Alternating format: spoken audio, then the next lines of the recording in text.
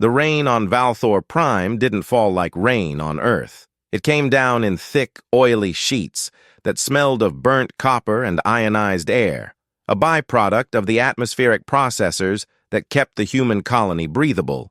Kael stood in the doorway of his workshop, watching the downpour hammer the cracked permacrete outside, and wondered, not for the first time, why he'd stayed. Most humans had left Valthor Prime decades ago, when the Shang Federation had purchased the mining rights and turned the planet into an industrial waste station. The aliens didn't want humans here. They tolerated them, barely, the way you tolerate vermin in the walls. Useful sometimes, mostly just in the way. Kael wiped his hands on a rag that was more grease than fabric and turned back to his work. The dragon lay on the repair platform, its biosynthetic scales dull and lifeless, one wing torn nearly in half. Someone had worked this creature until it collapsed, then dumped it here with barely enough credits to cover parts. That was how it went with human mechanics. The Shang had their own specialists, their own gleaming repair bays in the upper city. Humans got the scraps. The dying dragons no one else wanted to waste time on. But Kael didn't mind. He preferred the dying ones. They needed him more.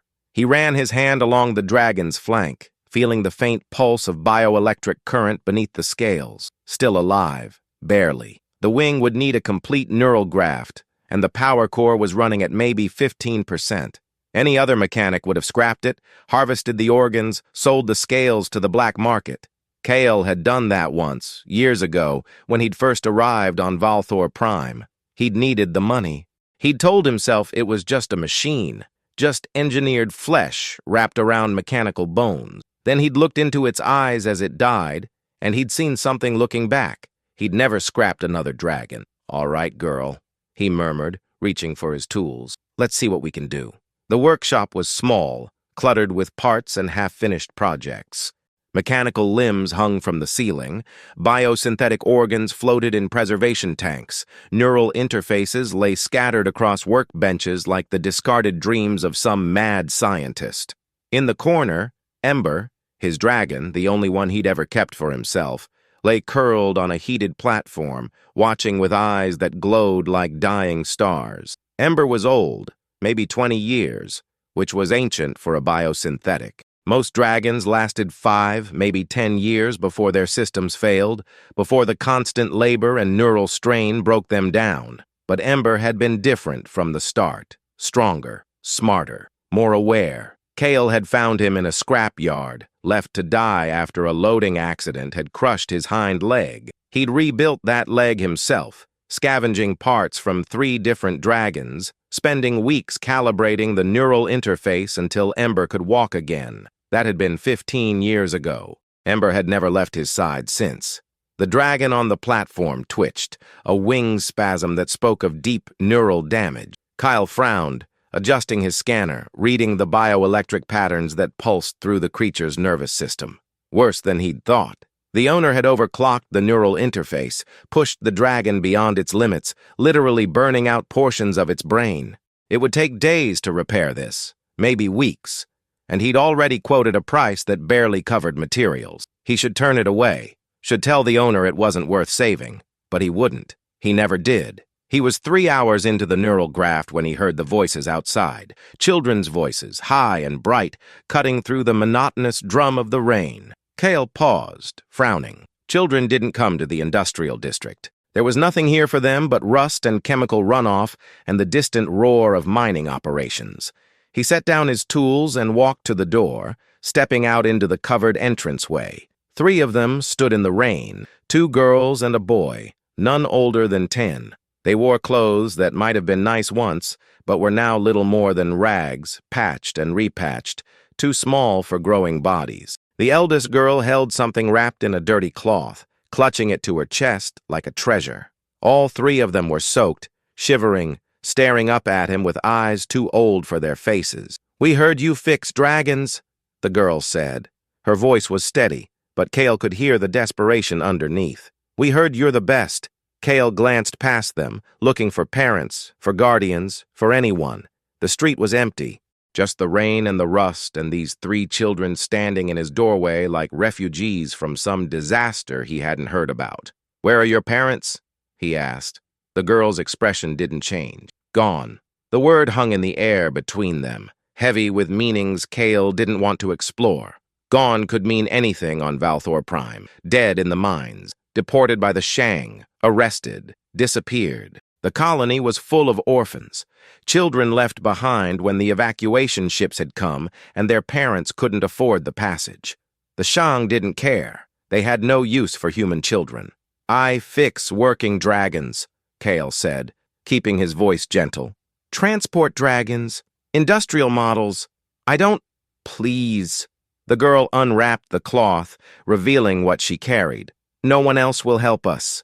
It was a toy. A small dragon, maybe a foot long, crafted with a level of detail Kael had rarely seen. Biosynthetic scales, real scales, gleaming even in the dim light. Mechanical joints, precision engineered. Neural circuitry visible beneath translucent panels. This wasn't some cheap fabrication from the colony markets. This was art. This was craftsmanship from before the war, before the Shang, before everything had turned to rust and desperation. And it was broken. One wing torn away, the head hanging at an odd angle, the power core dark and dead. "Where did you get this?" Kael asked, his voice sharper than he'd intended. The younger girl, maybe 6 years old, stepped forward. "They were our mamas," she whispered. Before we had to leave." The boy, the youngest, maybe 5, held up his own toy dragon, also broken, also a work of art. The third child revealed hers, a dragon with crystalline scales, cracked and lifeless. Kael felt something tighten in his chest. These weren't toys. These were relics, museum pieces, the kind of craftsmanship that hadn't existed in the galaxy for 50 years, not since the master artificers of the dragon houses had been scattered across the stars. Each one worth more than his entire workshop, each one carrying more history than these children would ever know. "We can't pay much," the eldest girl said, "but we have this."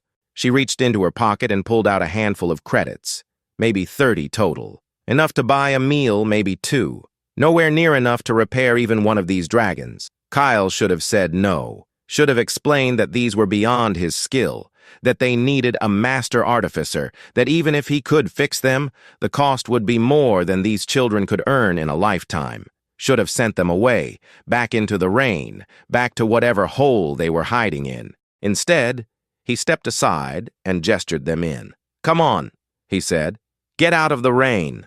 They filed past him, dripping water onto his floor, clutching their broken treasures like the last pieces of a world that had abandoned them. Ember raised his head as they entered, his eyes glowing brighter, something like curiosity in his ancient gaze. Kael closed the door and looked at the 3 toy dragons now laid out on his workbench.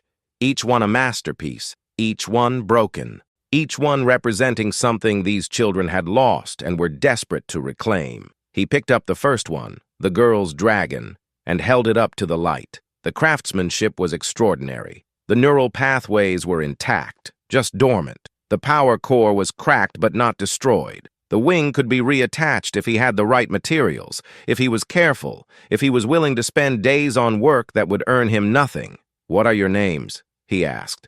"Lyra," the eldest girl said. "This is Nessa." She touched the younger girl's shoulder. "And that's Finn." "I'm Kael." He set the dragon down carefully. "These are beautiful. Your mother must have treasured them." "She did," Lyra said. Her voice was steady, but her eyes were wet. "She said they were from our family, from before. She said they'd protect us. Did she tell you anything else about them?" Lyra shook her head. "Just that we had to keep them safe. That one day, they'd be important." Kael studied the children, seeing past the ragged clothes and the dirt-streaked faces. There was something in their bearing, something in the way they stood, that spoke of discipline, of training, of a life that hadn't always been spent in the industrial slums. Lyra had scars on her hands, the kind you got from combat training. Nessa had burns on her forearms, old burns, chemical burns. And Finn, the youngest, watched him with eyes that had seen too much violence for a 5-year-old. These weren't ordinary street children, but that wasn't his business. His business was fixing dragons. "All right," he said. "Leave them with me. Come back in 3 days." 3 days? Lyra's voice cracked. "We need them now. We need to—" "3 days," Kael said firmly. "This is delicate work. I can't rush it. You want them fixed right, don't you?" Lyra hesitated, then nodded. She reached for her credits, but Kael waved them away. "Keep your money. Buy food." "But I said keep it." He met her eyes, saw the pride there, the determination not to accept charity. "You can pay me when you pick them up. If I do a good job, tell other people. That's payment enough." It was a lie. He knew it. They knew it. But Lyra nodded, accepting the fiction, and herded her siblings toward the door. Before she left, she turned back. "Thank you," she said. "You don't know what this means to us." Kael watched them disappear into the rain, 3 small figures swallowed by the industrial gloom, and wondered what he'd just agreed to.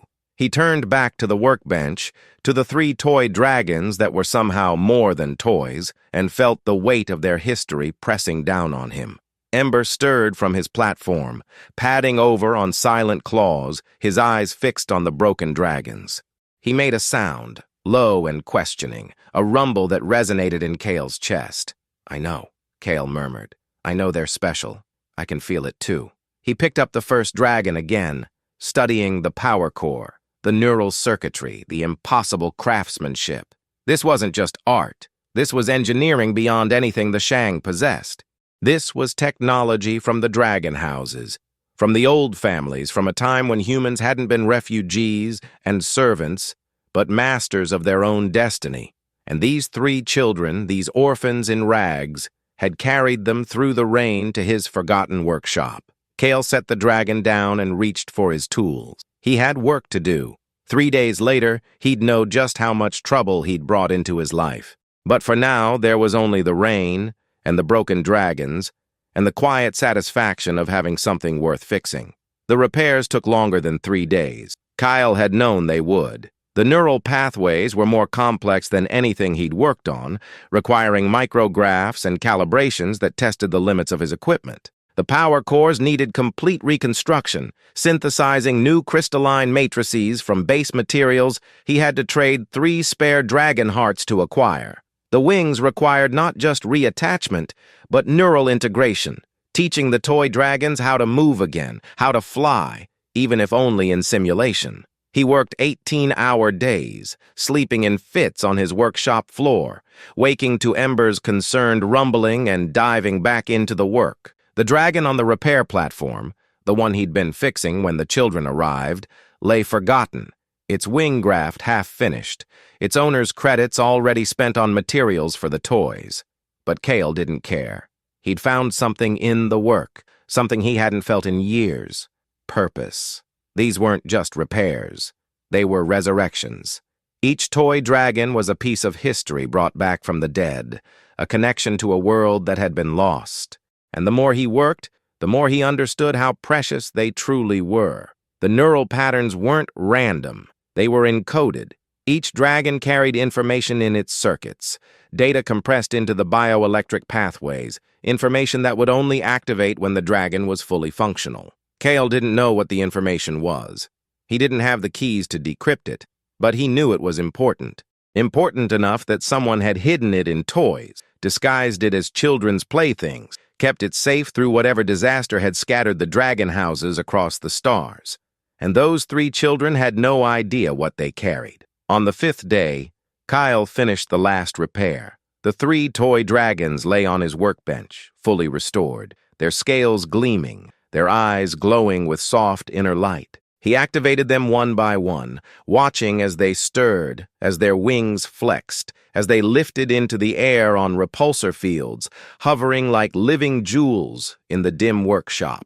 They were perfect. Ember watched them with something like wonder, his old eyes tracking their movement, his body tense with an instinct Kael didn't fully understand. The toy dragons circled each other, their movements synchronized, almost like a dance, and then settled back onto the workbench, their eyes dimming to a gentle glow. Kael reached out and touched one, feeling the warmth of its biosynthetic flesh, the pulse of power beneath the scales. He'd done good work, maybe the best work of his life. The workshop door opened, and the children stepped inside. They looked worse than before. Lyra had a fresh bruise on her face, poorly concealed. Nessa walked with a limp. Finn's eyes were shadowed with exhaustion. They'd been running, Kael realized, hiding. Whatever they were fleeing from, it was getting closer. But when they saw the dragons, everything else fell away. Lyra's hand went to her mouth. Nessa made a sound like a sob. Finn rushed forward, reaching for his dragon, and Kael didn't stop him.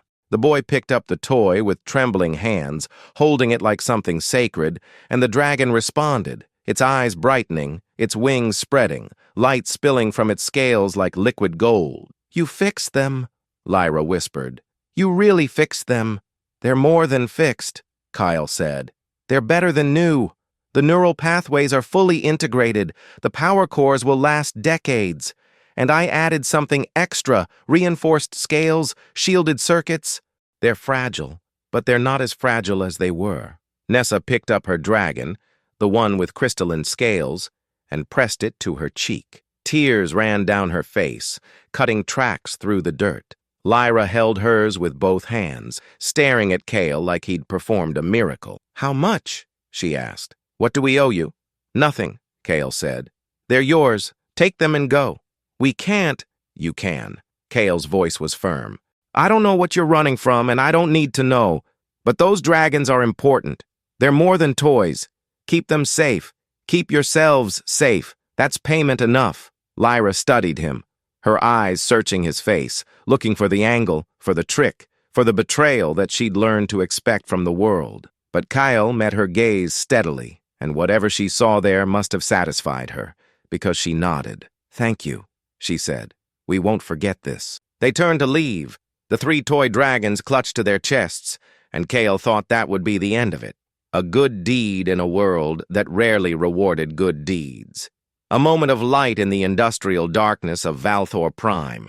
Then the door exploded inward. The Shang warrior filled the doorway. 7 feet of chitinous armor and razor-edged limbs, its 4 eyes glowing with cold fury. Behind it, Kael could see others, a full squad, weapons drawn, surrounding his workshop like hunters closing on prey. "The human children," the warrior said, its voice filtered through a translator that made every word sound like a threat. "Where are they?" Kael stepped between the warrior and the children, his heart hammering, his hands empty of weapons, knowing that he was about to die and not caring. Because behind him, 3 children clutched their precious dragons, and he'd fixed those dragons, and that meant something, meant they were under his protection, meant he'd be damned if he let these alien bastards take them without a fight. "Get out of my workshop," he said. The warrior tilted its head, a gesture of surprise or amusement. Kael couldn't tell which. "You would die for orphans? For human refuse?" "I would die," Kael said, "for anyone who needed me."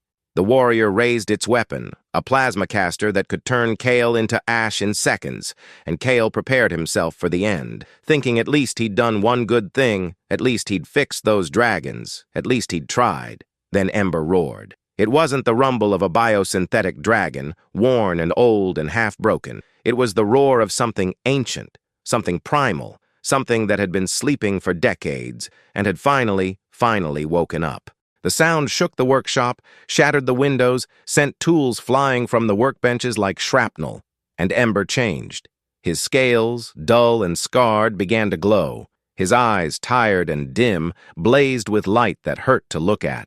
His body, small and worn, expanded, grew, transformed, muscle and bone and biosynthetic flesh becoming something more, something real, something that should not exist in this fallen age. He became a true dragon. The Shang warrior stumbled backward, its weapon forgotten, its eyes wide with shock. Behind it, the squad scattered, their training forgotten in the face of something their species had thought extinct, something that had once ruled the stars before the Shang had risen to power. Ember stood between Kael and the invaders, 30 feet of living fury, his wings spread wide enough to touch the walls, flames dripping from his jaws like molten gold. He was magnificent. He was terrifying. He was impossible, and he was protecting his family. "Run!"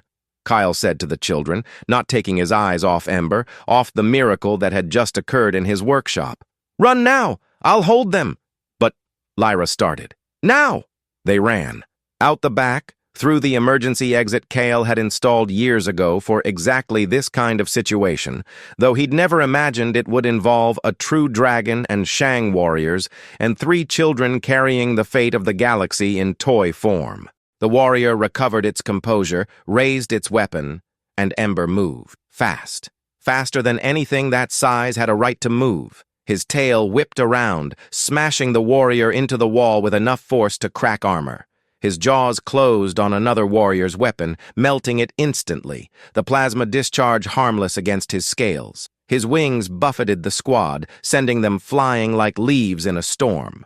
Kael grabbed his tools, his emergency pack, everything he could carry in 30 seconds, and ran after the children. Behind him, he heard Ember roaring, heard the Shang screaming, heard his workshop, his home for 15 years, being torn apart in the battle. But he didn't look back. He ran into the rain, into the industrial darkness of Valthor Prime, chasing after 3 children with toy dragons and secrets that could change everything, and hoped that Ember would follow. Hoped that the true dragon, impossible and magnificent and utterly unexpected, would choose to stay with the mechanic who had fixed his leg 15 years ago and had never asked for anything in return. Hoped that good deeds, even small ones, even fixing toys for free, could matter in a galaxy that had forgotten what goodness meant. The rain hammered down, washing away his footprints, and Kael ran into the unknown, carrying nothing but his tools and his hope, and the knowledge that his life had just changed forever. They ran through the industrial district for 3 hours, moving from shadow to shadow, avoiding the search drones that swept the streets with burning spotlights.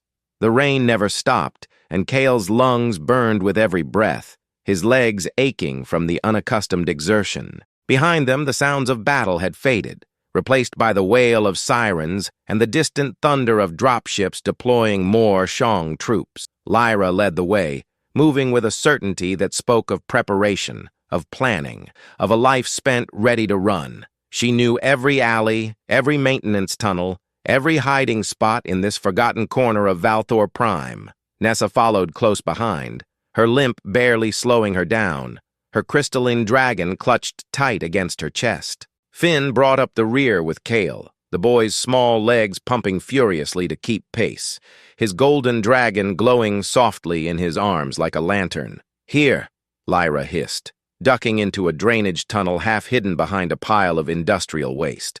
"Down here." Kael followed without question, crawling through the narrow opening, feeling the walls close in around him. The tunnel was barely 4 feet high, forcing him to move in a crouch, his back scraping against the corroded metal ceiling. The air was thick with chemical runoff and decay, but it was shelter, and right now, shelter was all that mattered. They emerged into a small chamber, maybe 15 feet across, carved out of the colony's infrastructure like a parasite's nest. Emergency lighting flickered from jury-rigged panels, casting everything in sickly yellow light. Someone had been living here, sleeping mats, food containers, a small water recycler humming in the corner. A hideout, prepared for exactly this kind of emergency. Lyra sealed the entrance behind them, her hands working with practiced efficiency, activating camouflage fields and sensor dampeners that Kael recognized as military-grade, definitely not legal for civilians to possess. She finished and turned to face him, and for the first time since the workshop, her mask of control cracked. "Is he coming?" she asked, her voice small. "Your dragon, Ember, is he—" As if in answer, the chamber shook. Metal groaned. Something massive moved through the tunnels above them, too large to fit, forcing its way through anyway. Then silence.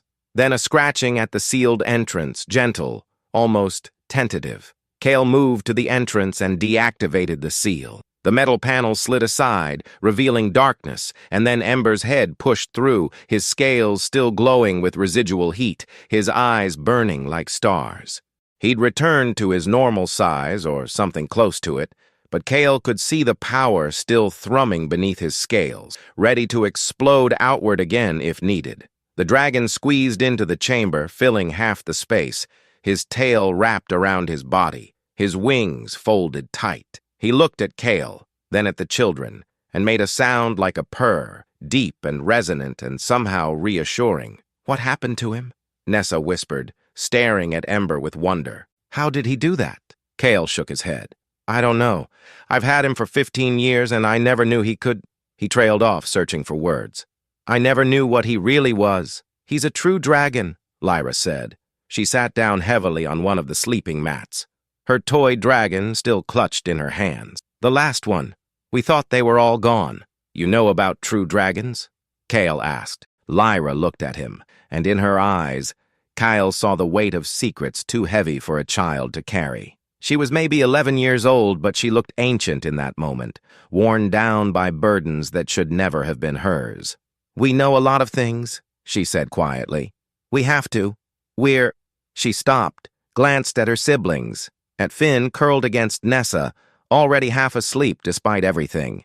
"We're not just orphans." "I figured that much," Kael said. He lowered himself to the floor, his muscles screaming in protest. "Those dragons I fixed weren't toys. Not really. And the Shang don't deploy full combat squads for street children." "No," Lyra agreed. "They don't." Silence stretched between them, broken only by the hum of the water recycler and the distant rumble of the city above. Kael waited. He'd learned patience in his years as a mechanic, learned that some truths couldn't be rushed, that you had to let them emerge in their own time. Finally, Lyra spoke. "Our name is Drakkenfell," she said. "House Drakkenfell. My mother was Crown Princess Saria Drakkenfell, heir to the throne of Embers, ruler of 3 systems, keeper of the Dragon Covenant." The words hung in the air like explosions. Kael felt his mind struggling to process them, to connect the ragged children in front of him with one of the most powerful royal houses in human history. "Was?" he asked gently. "She's dead." Lyra's voice was flat, emotionless, the tone of someone who'd cried all their tears and had none left. 2 years ago, assassinated by Shang operatives during the peace negotiations on Valdris Station. They made it look like an accident, a reactor failure, but we know the truth. We were there. We saw the bombs. "The Federation killed your mother," Kael said slowly, "to take control of your systems, to take control of the Dragon Covenant," Lyra corrected. "Our systems were just the beginning. The Covenant is what they really want. It's the bond between humans and true dragons, the treaty that's kept us safe for 300 years. With our mother dead and us in hiding, the Covenant is broken. The true dragons are gone, and the Shang can expand into human space without opposition." Nessa stirred, hugging her crystalline dragon tighter. "Mama said we had to protect the keys," she murmured, half asleep. "She said we had to keep them safe until we could go home." "Keys?" Kael looked at the toy dragons, understanding dawning. "The dragons. They're not just relics. They're keys to the throne of Embers," Lyra confirmed. "Each one holds part of the access codes, the neural imprints, the genetic markers needed to claim our birthright. Together, they can unlock the throne room, activate the crown guard, restore the covenant. Separately, they're just toys. Beautiful, precious toys. And you've been carrying them," Kael said, "for 2 years. Running, hiding, waiting for someone who could fix them," Lyra said.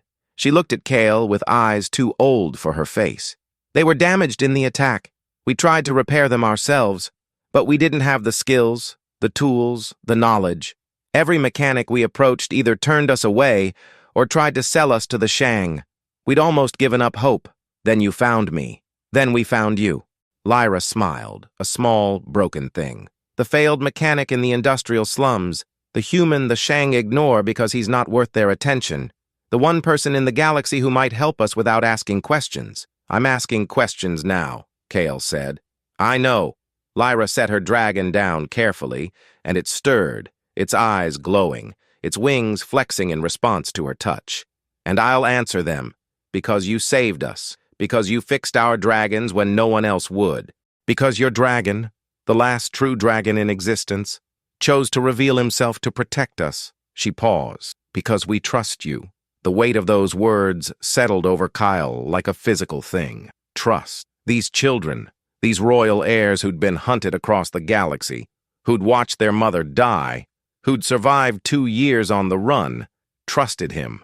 A failed mechanic who'd spent 15 years hiding from his own past in a workshop that no longer existed. What do you need? He asked. We need to get off Valthor Prime, Lyra said. We need to reach the Throne of Embers before the Shang find us. We need to activate the Crown Guard and restore the Covenant. She looked at Ember, at the dragon who'd changed everything. And now that we know a true dragon still lives, we need to wake the others. Others? Kael felt his stomach drop. There are more? There were 12, Lyra said. 12 true dragons, bound to House Drakkenfell by the Covenant, sleeping in stasis chambers beneath the Throne of Embers. If we can reach them, if we can wake them, they'll answer the call. They'll fight for us. They'll help us take back what the Shang stole. Kael looked at Ember, seeing the dragon in a new light. Not a biosynthetic construct, not a machine wrapped in flesh, but something ancient and powerful that had chosen to hide itself as a simple working dragon for 15 years. Hiding, waiting, for what? Why did you never tell me? He asked the dragon softly. Why did you hide? Ember couldn't answer, not in words, but Kael felt the response in the way the dragon pressed his head against Kael's shoulder, in the warmth that radiated from his scales, in the trust that glowed in those ancient eyes. Because you weren't ready, because the time wasn't right, because I was waiting for you to prove yourself worthy. And maybe fixing 3 toy dragons for free had been proof enough. Getting off Valthor Prime won't be easy, Kael said, forcing his mind back to practical matters. The Shang control the spaceport. They'll have my ID flagged, my face in every scanner. Same for you 3. We'll never make it past security. We don't need the spaceport, Lyra said.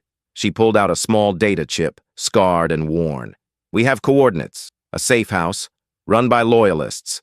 They have a ship, an old smuggler's courier, fast and unmarked. If we can reach them, they'll get us off-world. Where's the safe house? Upper City, the diplomatic quarter. Kael stared at her. You're joking. The Upper City? That's 40 kilometers away, through the most heavily monitored section of the colony. The Shang will have checkpoints every 5 blocks. We'll never— We have to try, Lyra interrupted. Her voice was firm, unyielding, the voice of someone who'd been raised to rule. It's our only chance. The Loyalists are waiting for us. They've been waiting for 2 years. If we don't reach them, if we die here in the slums, then House Drakkenfell dies with us. The Covenant dies. The true dragons remain asleep forever. The Shang win. She stood up, and despite her ragged clothes and her bruised face and her child's body, she looked every inch a princess in that moment. Finn and Nessa stirred, waking, sensing the change in the air. They gathered their dragons, those impossible keys to an impossible destiny, and looked to their sister for guidance. We're going to the Upper City, Lyra announced. We're going to reach the safe house. We're going to get off this planet and reclaim our throne. She looked at Kael. You can come with us, or you can stay here. I won't judge you either way. You've already done more than anyone had a right to ask. Kael thought about his workshop, destroyed now, ground zero of a battle between a true dragon and Shang warriors. He thought about his quiet life, his simple existence fixing dragons for people who barely paid him. He thought about all the years he'd spent running from his own past, hiding from his own failures, pretending that small acts of kindness could make up for the larger sins he'd committed. He thought about 3 children who'd trusted him with their most precious possessions, and a dragon who'd hidden his true nature for 15 years, waiting for the right moment to reveal it. He thought about the choice before him, safety in obscurity or danger in the light. It wasn't really a choice at all. I'm coming, he said. But we do this smart, we do this careful, and we survive. He looked at Ember. All of us. Lyra smiled, and for the first time since he'd met her, it was a real smile, young and hopeful and unguarded. Thank you. Don't thank me yet, Kael said. Thank me when we're off this planet. He stood up, his muscles protesting, his mind already racing through plans and contingencies and all the ways this could go wrong. But beneath the fear and the exhaustion, he felt something he hadn't felt in 15 years, purpose. He was a mechanic. He fixed things that were broken. And these 3 children, this fallen house, this shattered covenant, they were broken. But unlike the dragons he'd spent his life repairing, these could be fixed. These could be made whole again. And maybe, just maybe, fixing them would fix something in himself too. We move in 4 hours, he said. The Shang will be focused on the search in the industrial district. That gives us a window. We'll travel through the maintenance tunnels, avoid the main streets, stay below their sensor grid as long as possible. He looked at Ember. You'll have to stay small. Can you do that? Ember made a sound like agreement, his form rippling, compressing, returning to the size Kael had always known. But his eyes still burned with that inner fire, that truth now revealed. Lyra, give me the coordinates for the safe house.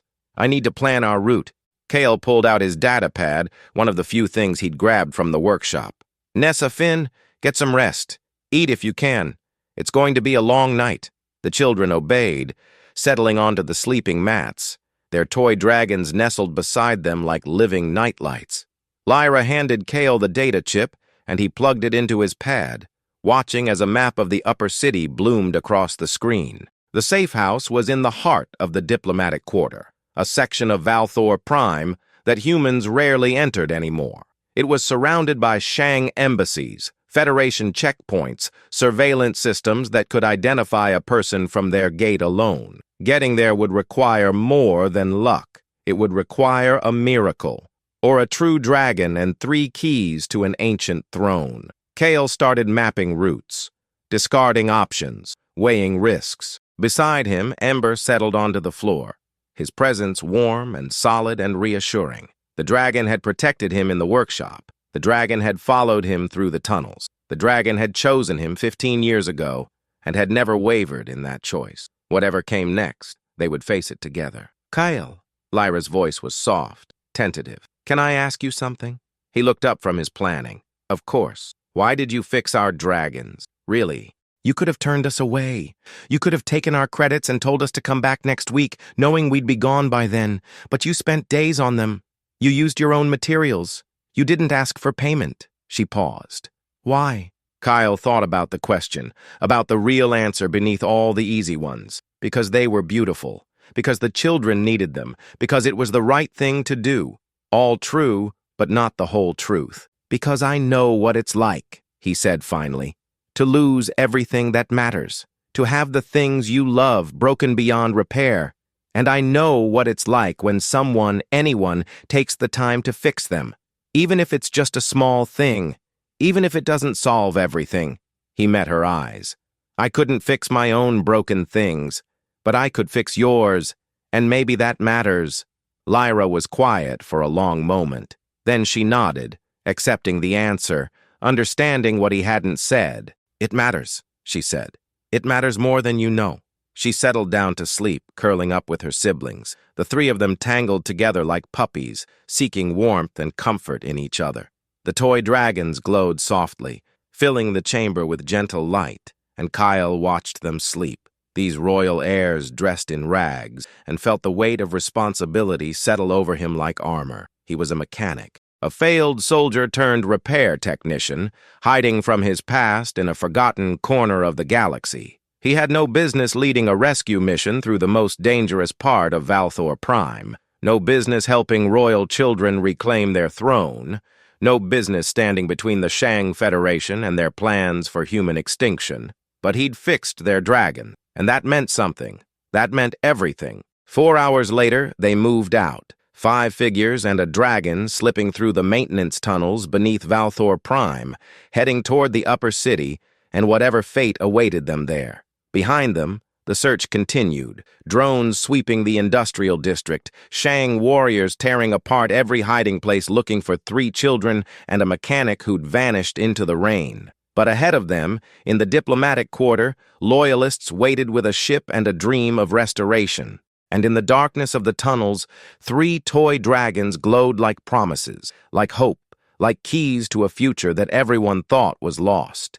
Kael had fixed them for free, not knowing they were the keys to an empire. Now he would help deliver them home, or die trying. The tunnels stretched for kilometers, a labyrinth of maintenance corridors and drainage pipes that ran beneath the colony like arteries beneath skin. Lyra navigated them with surprising confidence, following a mental map she'd clearly memorized during her 2 years in hiding.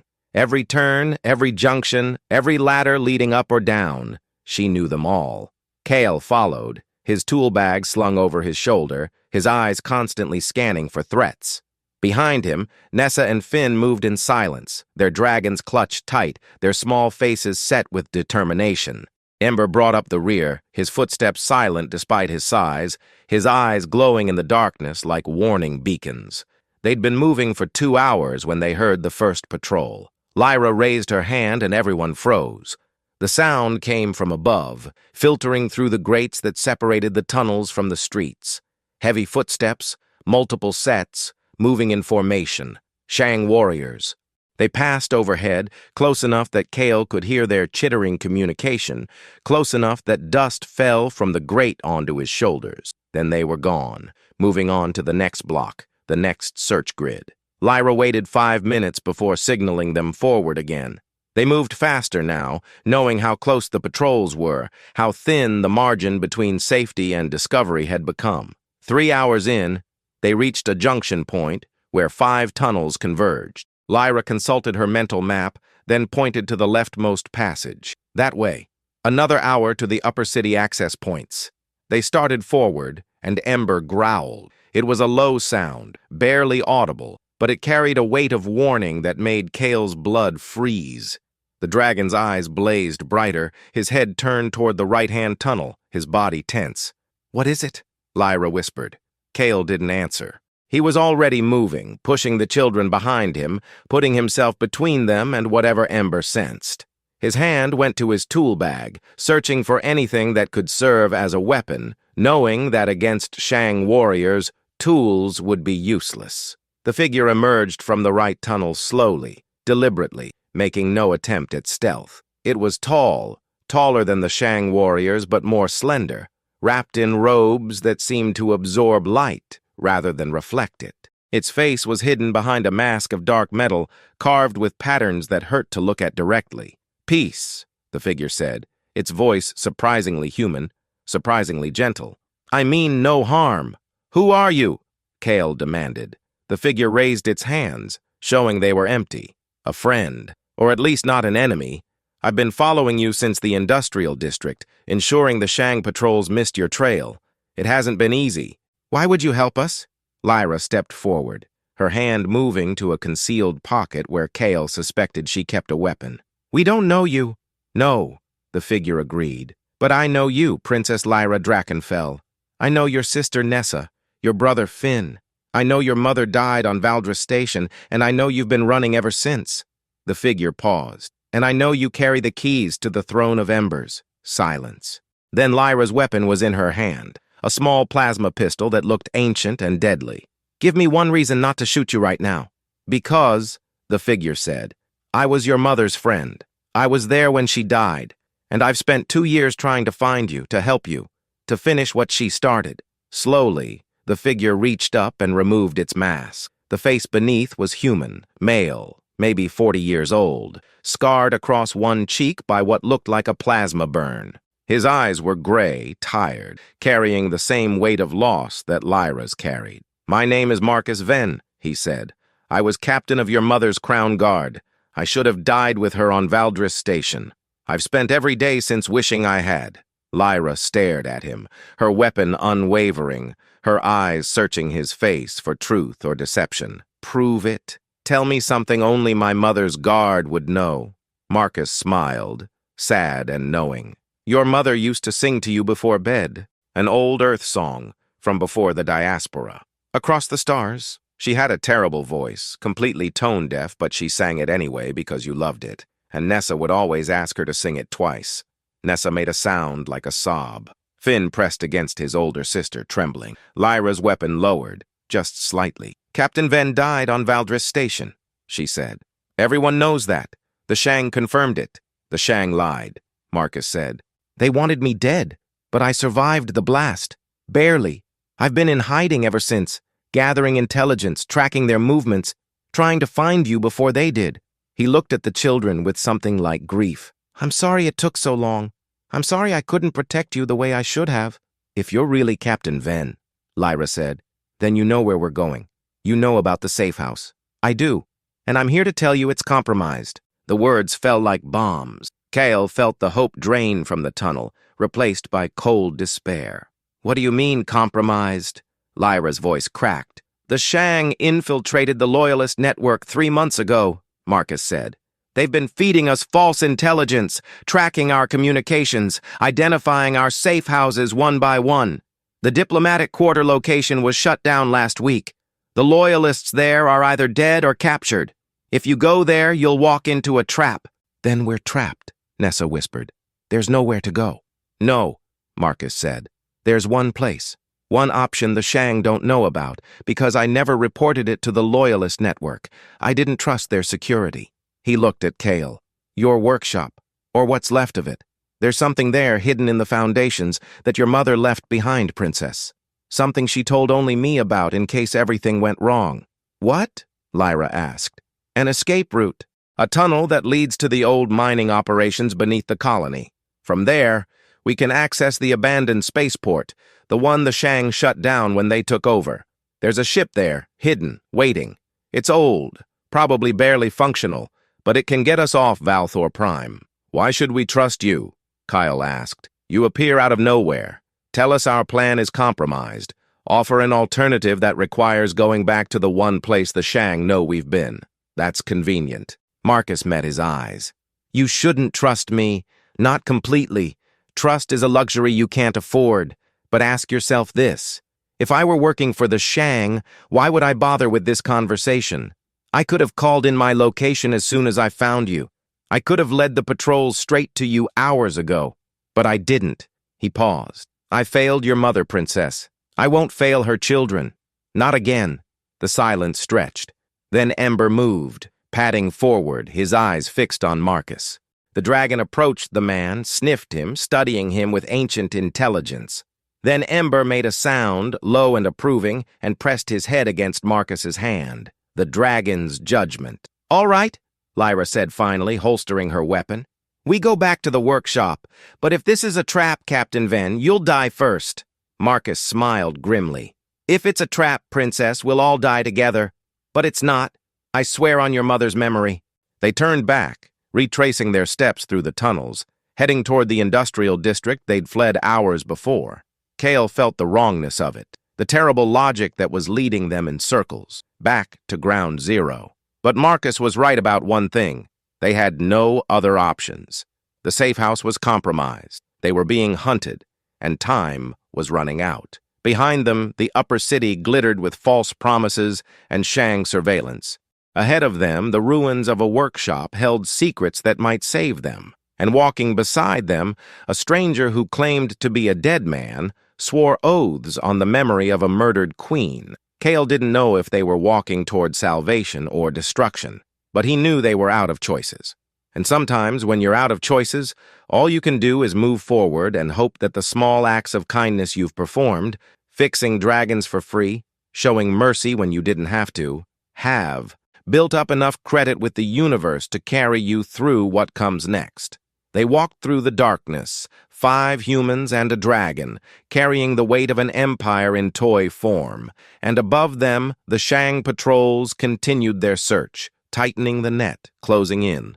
The race had begun. The workshop was a ruin. Kael stood in what had been his doorway, staring at the devastation, and felt a hollow ache in his chest. 15 years of his life, reduced to twisted metal and shattered stone. The repair platform where he'd saved countless dragons was crushed beneath a collapsed support beam, his tools scattered and melted by plasma fire. The preservation tanks, cracked and empty, their precious contents spilled across the floor like the blood of machines. And everywhere, the scorch marks of Ember's transformation, dark shadows burned into the walls where a true dragon's fire had touched the world. "I'm sorry," Lyra whispered beside him. "This is our fault." "No," Kael said quietly.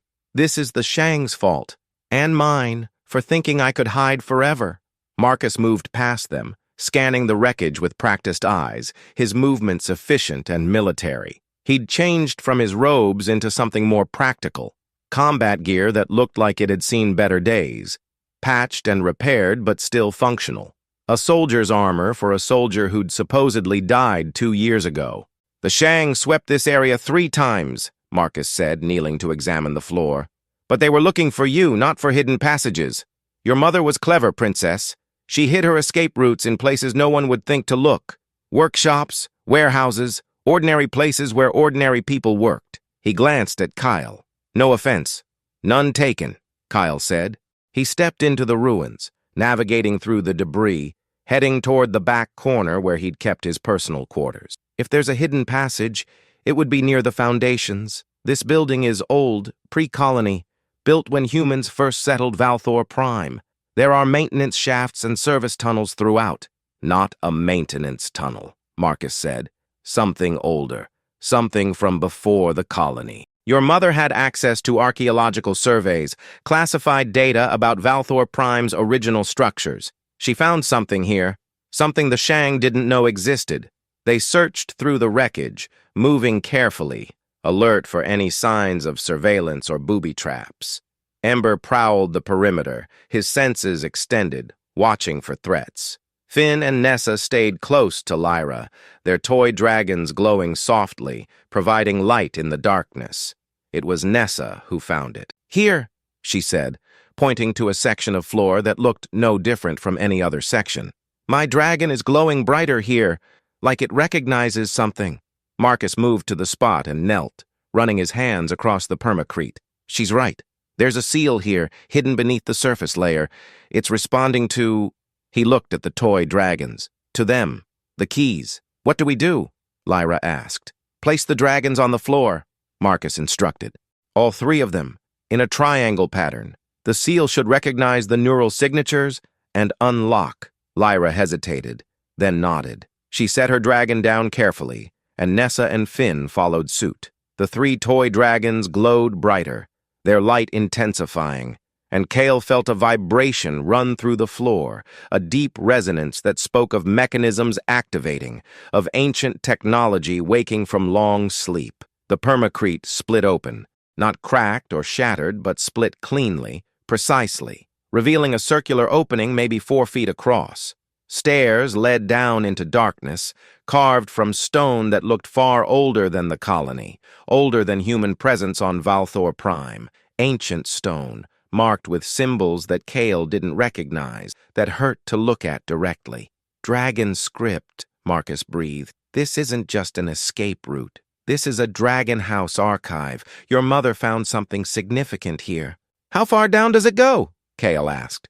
"Only one way to find out." Marcus activated a light source on his armor and started down the stairs. "Stay close, stay quiet, and if I signal danger, get the children out immediately." They descended in single file, the toy dragons lighting their way, Ember following last, his bulk barely fitting through the passage.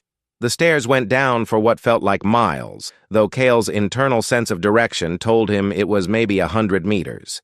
The air grew colder as they descended and damper, carrying the smell of stone and time and things, long buried. The stairs ended in a chamber. It was massive, carved from the living rock beneath the colony, its ceiling lost in shadows despite their lights.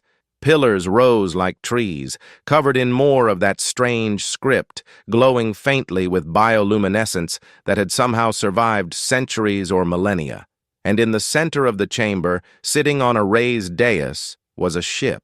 Not a modern ship, not anything Kael recognized from current galactic design. This was ancient, pre-diaspora, maybe even pre-spaceflight as the current galaxy knew it. Sleek and organic, its hull more like dragon scales than metal, its lines suggesting something that had been grown rather than built. "What is that?" Lyra whispered, her voice echoing in the vast space. "That," Marcus said slowly, "is a dragon ship. I've only seen them in historical archives, records from before the Shang rose to power. They were the flagships of House Drakkenfell, bonded to true dragons, capable of faster-than-light travel without jump gates. The Covenant gave humans access to dragon ships, and in return, humans protected the true dragons from those who would hunt them. "Does it still work?" Kael asked. "Only one way to find out." They approached the ship, their footsteps echoing on the stone floor. Up close, Kael could see the craftsmanship, the impossible beauty of its design. Every scale was perfect, every line deliberate. This wasn't just technology, this was art. This was faith made manifest, and it was dead. The scales were dull, lifeless. No power hummed through its hull. No lights glowed in its windows. It was a corpse, a relic of a time when humanity had stood alongside dragons as equals. "The power core is depleted," Marcus said, running his hands over the hull. "After all this time, that's not surprising.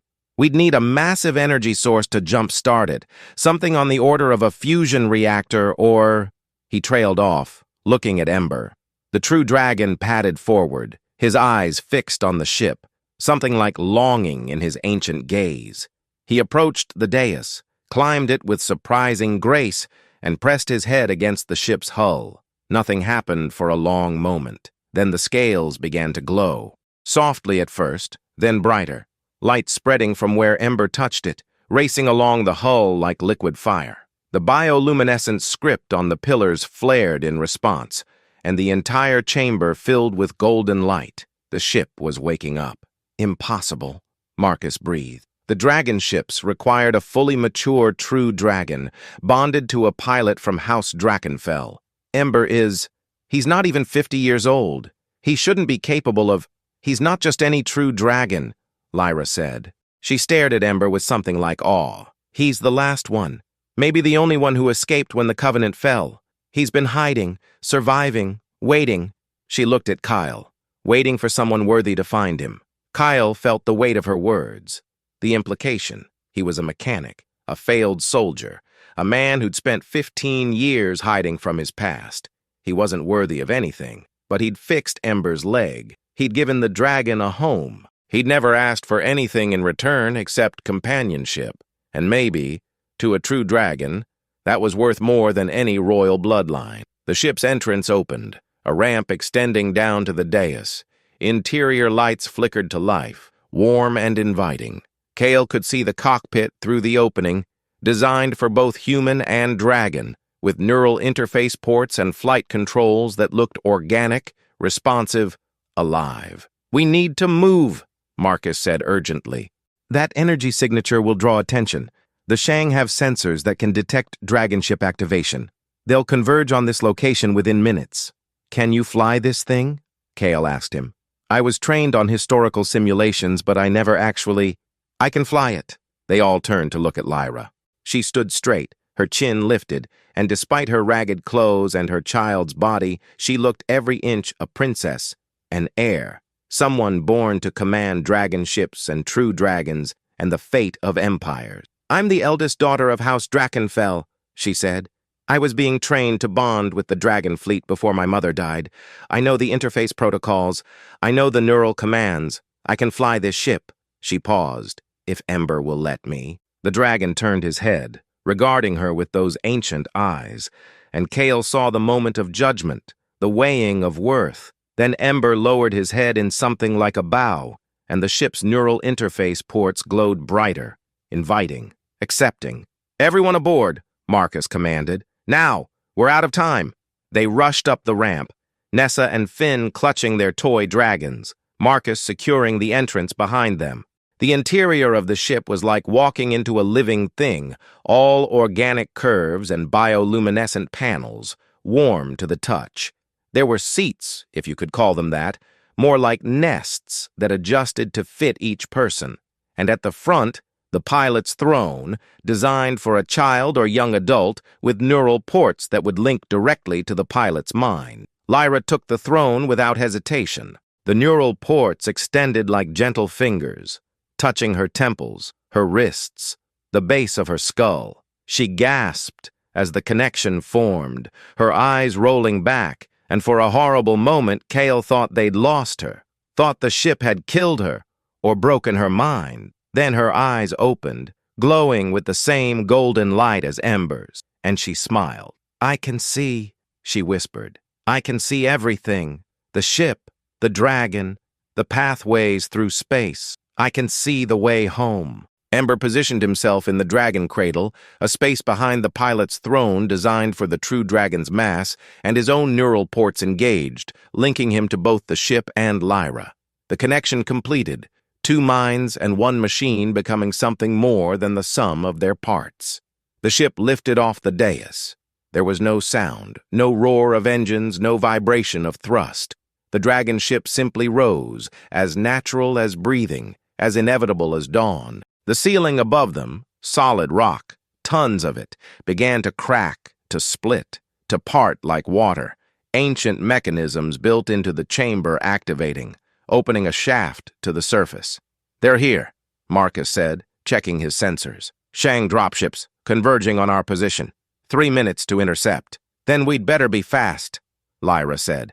Her voice was different now, layered, as if Ember spoke through her, as if the ship itself added its voice to hers. "Hold on." The dragon ship shot upward. Kael was pressed back into his seat, the acceleration brutal despite the ship's inertial dampeners.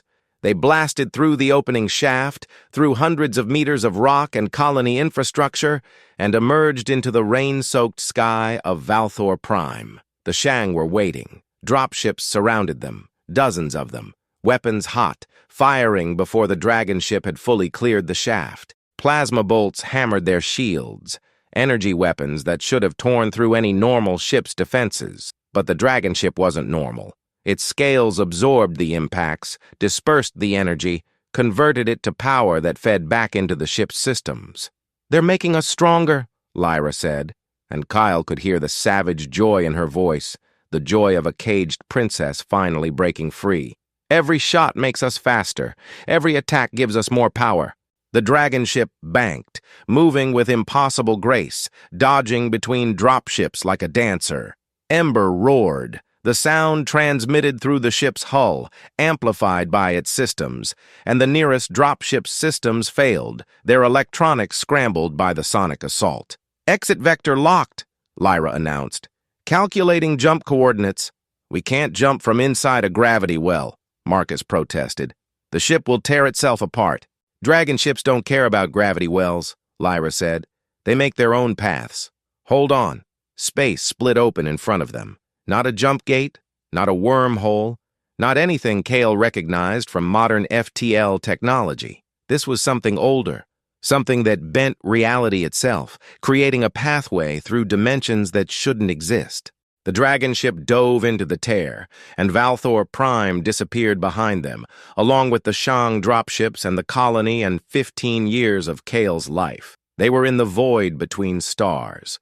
It was beautiful, terrifying, impossible. Space stretched around them like liquid, stars trailing past in streams of light, and through it all, the dragon ship flew, carrying them toward a destination only Lyra and Ember could see, toward a throne room on a world the Shang thought they controlled, toward a confrontation that would determine the fate of the Covenant. Kael looked at the 3 children strapped into their seats, clutching their toy dragons, these keys to an empire they'd been denied. He looked at Marcus, the dead soldier who'd spent 2 years hunting for his lost charges. He looked at Ember, the last true dragon, who'd hidden himself as a simple working dragon waiting for someone worthy to find him. And he thought about how it all started. 3 ragged children in the rain, asking him to fix their broken toy. How he could have said no. How he could have turned them away. How one small act of kindness, one decision to help without asking for payment, had led to this moment, fleeing through impossible space in an ancient ship powered by dragon fire. "Where are we going?" Finn asked, his voice small in the vastness of the void. "Home," Lyra said. Her eyes glowed with dragon light. Her voice carried the weight of destiny. "We're going home, to the throne of embers, to wake the sleeping dragons, to reclaim what was stolen." "And if the Shang are there waiting?" Marcus asked. Lyra smiled, and it was not a gentle smile, not a child's smile. It was the smile of someone who'd lost everything and was finally getting the chance to take it back. "Then they'll learn why House Drakkenfell ruled for 300 years, she said. "They'll learn what happens when you murder a queen and chase her children across the galaxy. They'll learn that some things, once broken, can be repaired." She glanced back at Kael. "They'll learn that kindness has power, that small acts of mercy can topple empires." The dragon ship flew faster, drawing power from Ember, from Lyra's determination, from the toy dragons that glowed like stars in the children's hands. And in the darkness between stars, Kael felt something he hadn't felt in 15 years. Hope.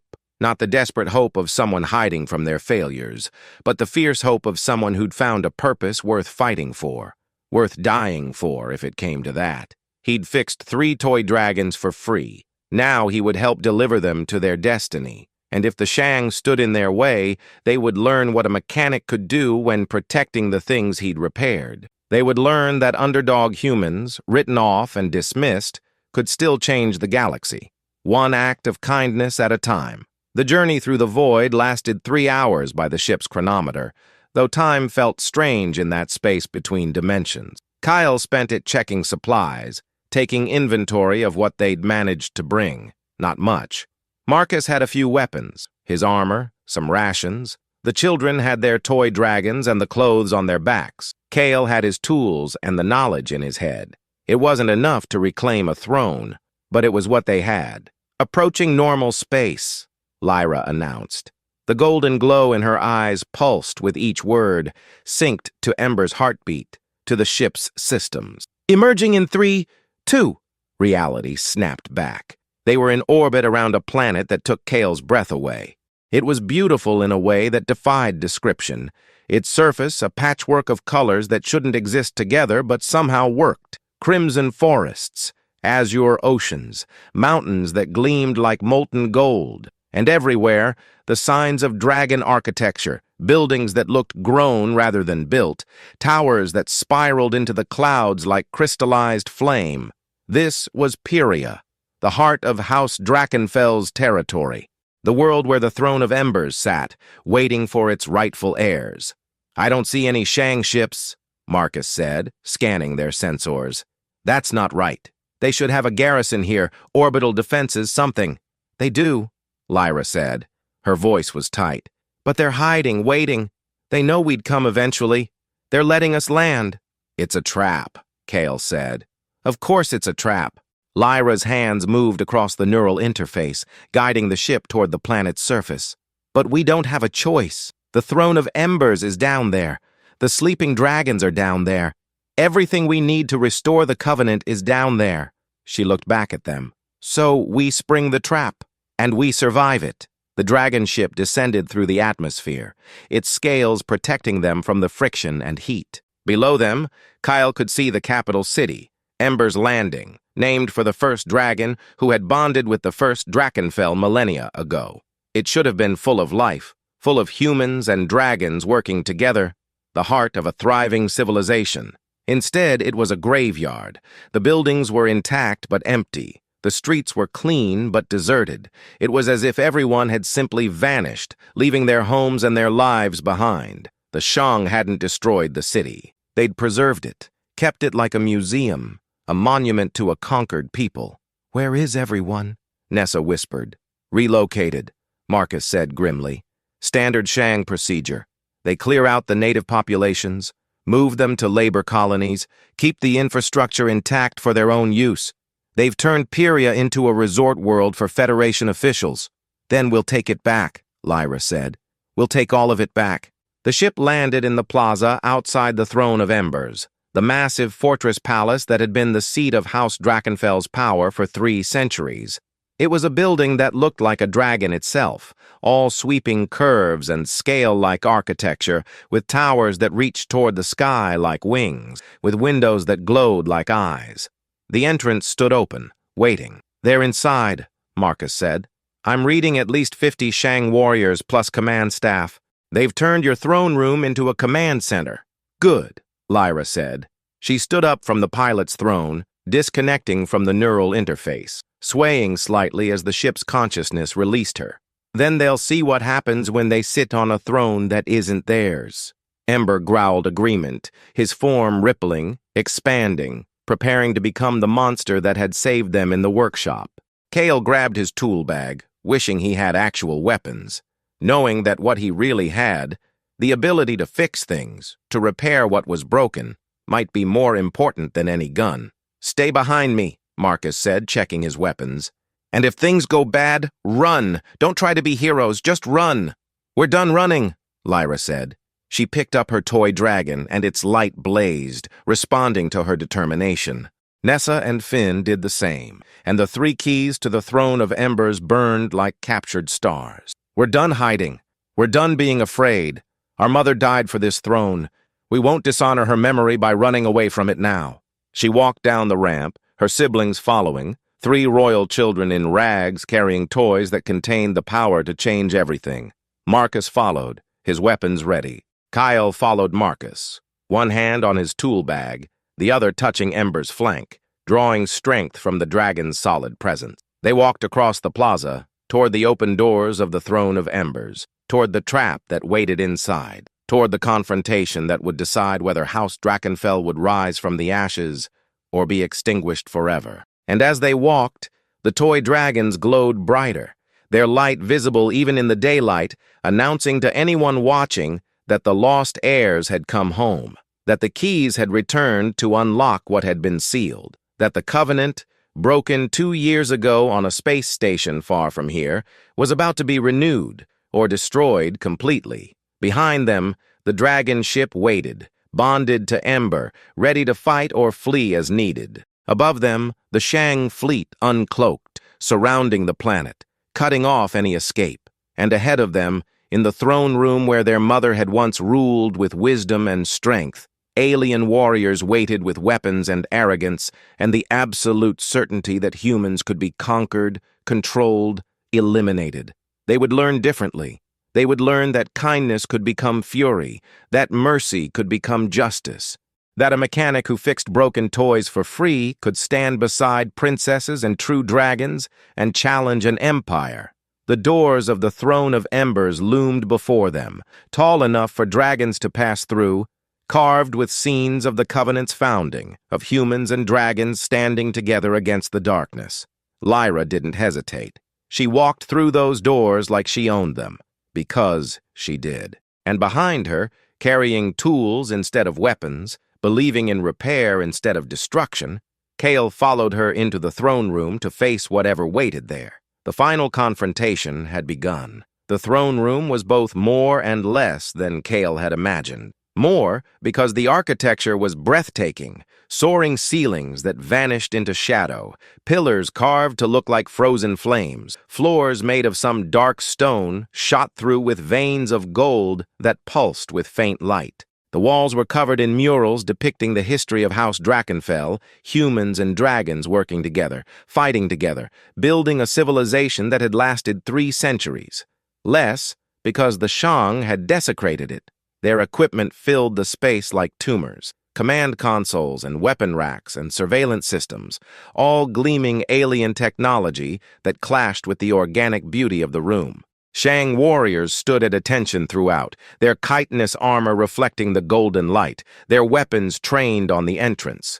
And at the far end of the room, sitting on the throne of Embers itself, was a creature that made Kael's blood run cold. It was Shang, but larger than the warriors, more heavily armored, with additional limbs that ended in blades sharp enough to cut reality. Its eyes were different too, not the cold, calculating eyes of soldiers, but something crueler, more intelligent, more sadistic. This was a commander, a high-ranking member of the Federation, someone who'd earned the right to rule through violence and cunning. "Princess Lyra Drakkenfell," the commander said, its voice translated into human speech by the systems built into the throne itself, a final insult, using Drakkenfell technology to mock Drakkenfell heirs. "How gracious of you to accept our invitation. We've been waiting 2 years for this reunion." Lyra walked forward, her head high, her toy dragon glowing in her hands. Nessa and Finn flanked her, their own dragons blazing with light. Behind them, Marcus had his weapons ready but not raised, a professional evaluating angles, calculating odds, preparing for the moment when talk would end and violence would begin. And behind Marcus, Kael stood with Ember at his side, the true dragon rumbling low in his chest, a sound that made the Shang warriors shift uneasily. "You're sitting on my mother's throne," Lyra said. Her voice was steady, clear, carrying across the vast space. "That's treason. The punishment is death." The commander laughed, a sound like breaking glass. "Treason implies legitimate authority. Your mother had no authority. She was a temporary obstacle that we removed." You are children playing at power, and that creature beside you," it gestured at Ember, "is a biological curiosity we will dissect and study once we've eliminated you." "You can try," Lyra said. She raised her toy dragon, and it blazed so bright that Kael had to look away. Nessa and Finn raised theirs as well, and the three keys to the Throne of Embers synchronized, their light merging, forming patterns in the air that Kael recognized as code, as commands, as instructions written in dragon script that predated human civilization. The throne responded. It flared to life beneath the Shang commander, gold light erupting from every surface, burning through the alien's armor, making it scream. The commander leaped from the throne, smoking and damaged, and the moment it was clear, the throne's true form revealed itself. It wasn't just a seat. It was a command nexus, a biological computer interfaced with every system in the fortress, every defense, every weapon, every door, and it recognized the keys. It recognized the rightful heirs of House Drakkenfell. "Welcome home, princess," the throne said, its voice feminine, ancient, carrying the weight of centuries. "Authorization confirmed, genetic markers verified, neural patterns match royal bloodline, initiating restoration protocols." The walls came alive. Panels slid open, revealing weapon systems that had been dormant for 2 years. The floor rippled, and maintenance drones emerged, small dragon-shaped constructs that moved with liquid grace, their eyes glowing with purpose. The murals on the walls began to move, the painted dragons stirring, stepping free of the stone, becoming real, becoming guardians summoned from art itself. "Crown Guard," the throne announced. "Online and operational, awaiting commands." The Shang warriors opened fire, their weapons blazing, but the Crown Guard were faster. The dragon constructs moved with impossible speed, deflecting plasma bolts, tearing through armor, protecting the heirs they'd been built to serve. The maintenance drones swarmed the enemy's equipment, disabling it, corrupting it, turning Federation technology against itself. And through it all, Lyra walked forward, toward the throne, toward her birthright. "Stop her!" the commander screamed, its translator mangling the words. "Kill them all!" Marcus moved. His weapons sang, each shot precise, each impact finding weak points in Shang armor. He'd trained for this his entire life, trained to be the shield between House Drakkenfell and those who would harm them. 2 years of guilt, 2 years of failure, burned away in seconds of perfect violence. Ember roared and transformed. The true dragon erupted outward, his form expanding until he filled half the throne room, his scales blazing with fire that made the Shang weapons look like toys. His wings spread, knocking warriors aside like insects. His tail whipped around, crushing equipment, shattering the alien technology that had infected this sacred space. And Kael did what he did best. He fixed things. A Crown Guard construct fell, damaged by plasma fire, its wing mechanisms seizing. Kael was there in seconds, his tools out, his hands moving with practiced precision, bypass the damaged circuits, reroute power through secondary systems, get it flying again. The construct shuddered, rose, and returned to the fight, stronger than before because Kael had made it stronger, had improved it even in the chaos of battle. Another construct fell. Kael fixed it. Another. Fixed. The Shang focused their fire on the constructs, trying to overwhelm the Crown Guard through sheer numbers, but they hadn't counted on a mechanic who could repair them faster than they could break them. Lyra reached the throne. She placed her toy dragon on its seat, and it merged with the throne, becoming part of it, unlocking systems that had been sealed since her mother's death. The throne blazed brighter, and throughout the fortress, dormant systems woke. Defense shields activated. Weapon platforms came online. Communication arrays began broadcasting a signal that spread across the planet, across the system, across the galaxy itself.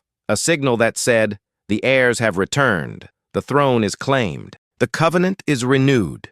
And deep beneath the fortress, in chambers that had been sealed for 2 years, 12 crystalline coffins began to crack. The sleeping dragons were waking.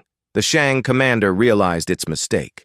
Not the mistake of sitting on a throne that wasn't theirs. Not the mistake of occupying a world they'd conquered. The fundamental mistake of believing that House Drakkenfell's power came from its armies, its fleets, its territory. House Drakkenfell's power came from the Covenant, from the bond between humans and true dragons, from a partnership that had survived for 3 centuries because it was built on mutual respect, mutual need, mutual sacrifice. And that power was about to return in full. "Retreat!" the commander screamed. "Fall back to the ships! Alert the fleet!" Ember's jaws closed around the commander, ending its orders, its life, its existence in one savage motion. The remaining warriors broke, running for the exits, abandoning their equipment, their wounded, their pride. They ran like the predators they were, fast and desperate, seeking escape. They found none. The Crown Guard hunted them through the halls of the fortress, relentless and merciless. The maintenance drones sealed doors, trapped them in corridors, turned their own escape routes into prisons.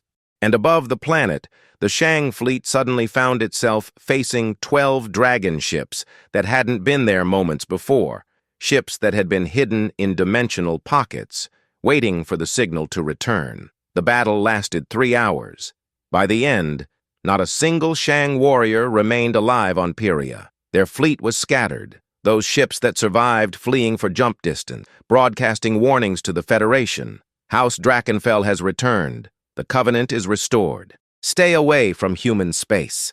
In the throne room, silence fell. Lyra stood before the throne, her hand resting on its arm, her toy dragon now merged with it permanently, part of the command nexus. Nessa and Finn approached, placing their own dragons on designated pedestals that flanked the throne, completing the triad, unlocking the final systems. "Full access granted," the throne announced. "All protocols restored. Royal authority confirmed. House Drakkenfell is returned." Lyra sat down on the throne, and it adjusted to fit her, wrapping around her like a protective parent, its neural interfaces gentle as they connected to her mind. Her eyes glowed with golden light, and when she spoke, her voice carried the weight of the throne itself, the weight of 3 centuries of history. "I am Lyra Drakkenfell, daughter of Saria, granddaughter of Marcus, heir of Ember the First. I claim this throne. I claim this world. I claim the covenant that binds dragons to humans and humans to dragons." She looked at the Crown Guard, at the constructs that stood at attention throughout the room. "I claim my birthright, and I swear, on the memory of my mother, that I will defend it with everything I am." The throne pulsed with approval, and throughout the fortress, throughout the city, throughout the entire planet, systems that had been dormant roared to life. Lights came on in empty buildings. Atmospheric processors increased their output. Agricultural systems began preparing for new crops. Pyria was waking up, preparing to be home again, preparing for the humans who would return to reclaim what had been stolen. Kael watched all this from the sidelines, his tools still in his hands, his role in the battle finished. He was just a mechanic. He'd done what mechanics do, fixed things that were broken, kept things running, made sure the important systems stayed online. Now the real work would begin, the political work, the diplomatic work, the work of queens and princesses and those born to rule. He didn't belong here. "Kael." Lyra's voice stopped him before he could slip away. "Come forward." He approached the throne reluctantly, aware of Marcus watching him, of Ember's weight at his side, of Nessa and Finn staring with wide eyes. He didn't belong here. He was just— "Kneel," Lyra commanded. Kael knelt, feeling the cool stone beneath his knees, feeling the weight of the moment pressing down on him. "You saved us," Lyra said. Her voice was gentle now, the voice of the child she still was beneath the crown and the throne and the destiny. "You fixed our dragons when no one else would. You protected us when the Shang came. You followed us into danger without asking what you'd get in return. You are worthy." "I'm just a mechanic," Kael said. "You're more than that." Lyra reached out and placed her hand on his head, and the throne glowed brighter, responding to her intent. "By the authority granted to me by the Covenant, by the power of House Drakkenfell, By the will of the true dragons, I name you Kael Vance, first engineer of the Dragon Fleet, keeper of ancient knowledge, friend to House Drakkenfell." The words settled over Kael like a physical weight, like a responsibility, like a title he'd never asked for but couldn't refuse. He felt the throne's acknowledgement, felt its systems recognizing him, granting him access to the fortress, to the dragon ships, to knowledge that had been sealed for 2 years. "Rise," Lyra said. "Rise as nobility. Rise as family. Rise as one who will stand beside us as we rebuild what was lost." Kael stood, his legs shaking, his mind reeling. He looked at Marcus, expecting to see jealousy or resentment, but the old soldier was smiling, nodding approval. He looked at Nessa and Finn, and they ran to him, hugging him, these royal children who'd trusted him with their most precious possessions. He looked at Ember, and the true dragon made a sound like approval, like satisfaction, like "I told you so." "The Shang will come back," Marcus said, breaking the moment. "This was just a garrison. The Federation has fleets, armies, resources beyond counting. When they learn that House Drakkenfell has returned, they'll send everything they have to crush us." "Let them come," Lyra said. Her eyes blazed with dragon fire. "We have 12 true dragons waking from stasis. We have the Dragon Fleet. We have the Crown Guard. We have loyal humans across the galaxy who've been waiting 2 years for this moment." She paused. "And we have Kael, who can fix anything that breaks, who can keep our fleet flying when everyone else says it's impossible." "I'm one person," Kael protested. "I can't maintain an entire fleet.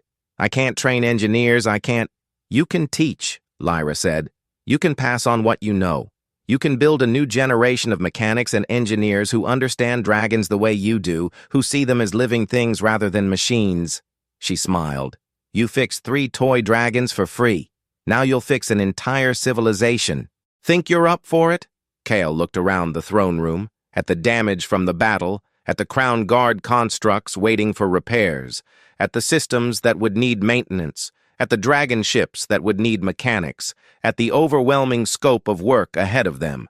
Then he looked at his hands, scarred and calloused, from 15 years of repairs, 15 years of fixing things that others had given up on, 15 years of proving that patience and skill and compassion could resurrect the dead. "Yeah," he said. "Yeah, I think I am." The weeks that followed were chaos. The 12 true dragons woke from their stasis, ancient and powerful and confused by how much the galaxy had changed in 2 years. They bonded with the dragon ships, tested their wings, roared their defiance at the stars. They were magnificent, terrifying, the living embodiment of why House Drakkenfell had ruled for 3 centuries. And they all deferred to Ember. The smallest of them, the one who'd spent decades disguised as a simple working dragon, was recognized by the others as something special. The last guardian, they called him. The one who'd remained awake when all others slept, who'd survived in the world when the Covenant fell, who'd found a human worthy of bonding with through patience rather than ceremony. Ember wore the title with quiet pride, and whenever the other true dragons got too arrogant, too certain of their superiority, he would remind them of where they'd been, sleeping in crystal coffins, useless, while he'd been in the world, protecting, preparing, waiting for the right moment to reveal himself. Humans began returning to Pyria, slowly at first, cautiously, not believing that House Drakkenfell had truly returned. Then in a flood, as the news spread across the galaxy. Refugees from labor colonies, survivors from conquered worlds, soldiers who'd fought in the wars and thought they'd lost. They came home, and the city of Ember's Landing began to live again. Kael worked 18-hour days, training new mechanics, teaching them how to interface with dragon technology, how to understand the biosynthetic systems, how to repair the Crown Guard constructs, and maintain the dragon ships. It was exhausting, overwhelming, impossible. He loved every minute of it. Marcus rebuilt the Crown Guard, recruiting veterans and young fighters who'd grown up in the occupation. He trained them in the old ways, the ways of honor and duty and service. He was harder than he needed to be, pushed them further than was fair, but Kael understood. Marcus was training them to survive what was coming. to stand between the royal family and those who would harm them. He was making sure no one else would fail the way he thought he'd failed. Lyra ruled from the throne of embers, and it turned out that 11-year-old girls who'd survived 2 years on the run made excellent queens. She was firm but fair, decisive but willing to listen, and she had an instinct for politics that would have made her mother proud. She negotiated with the few human factions that had collaborated with the Shang, offering amnesty in exchange for loyalty. She reached out to non-aligned alien species, building alliances that would be crucial in the coming war, because the war was coming. 6 months after the throne was reclaimed, the Shang Federation finally responded.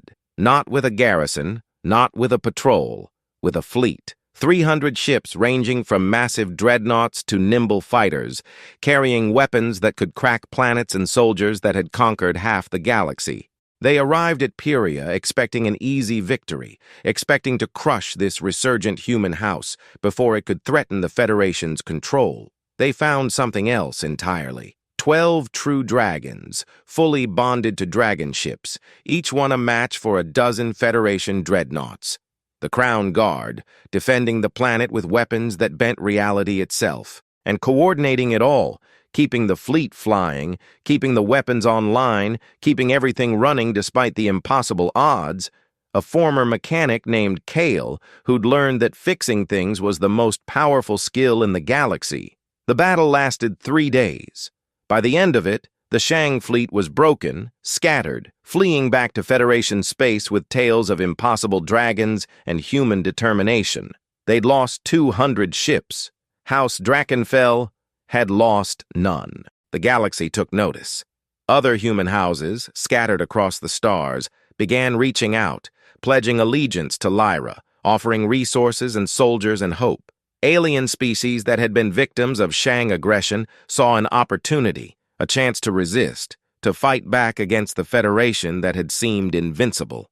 The Covenant, broken for 2 years, was not just restored, it was expanding. Humans and dragons, yes, but now other species as well, other beings who looked at what House Drakkenfell had accomplished and wanted to be part of it. A year after Kael had fixed 3 toy dragons for free, he stood on a balcony overlooking Ember's Landing, watching the city pulse with life, watching dragon ships come and go, watching humans and aliens work side by side to build something new. Ember stood beside him, massive and proud, the true dragon who'd started all of this by breaking his leg in a scrapyard 15 years ago, by trusting a broken human soldier turned mechanic to fix him, by waiting patiently for the moment when that trust would be vindicated. "We did it," Kael said. "We actually did it." Ember rumbled agreement, then made a sound like a question. "What comes next?" Kael translated. He smiled. "That's up to Lyra. She's the queen. I'm just the mechanic." But even as he said it, he knew it wasn't true. He wasn't just a mechanic anymore.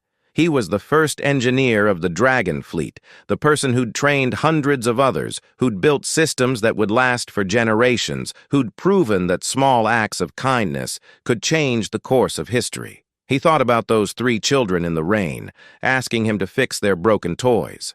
He thought about how easily he could have said no, could have turned them away, could have stayed safe in his workshop and let the galaxy burn. He thought about every choice that had led to this moment, every decision to help when it would have been easier to hide, every time he'd chosen compassion over safety. And he thought about what he'd learned, that there were no small acts, not really, that everything mattered. That fixing a toy dragon for free could set in motion events that would topple empires and restore covenants and change the fate of billions. "Come on," he said to Ember. "We've got work to do. Those new dragon ships aren't going to maintain themselves." The true dragon followed him down from the balcony, back into the workshops and hangars and repair bays that had become Kael's kingdom, his domain, his home. There were dragons to fix, systems to maintain, young mechanics to train.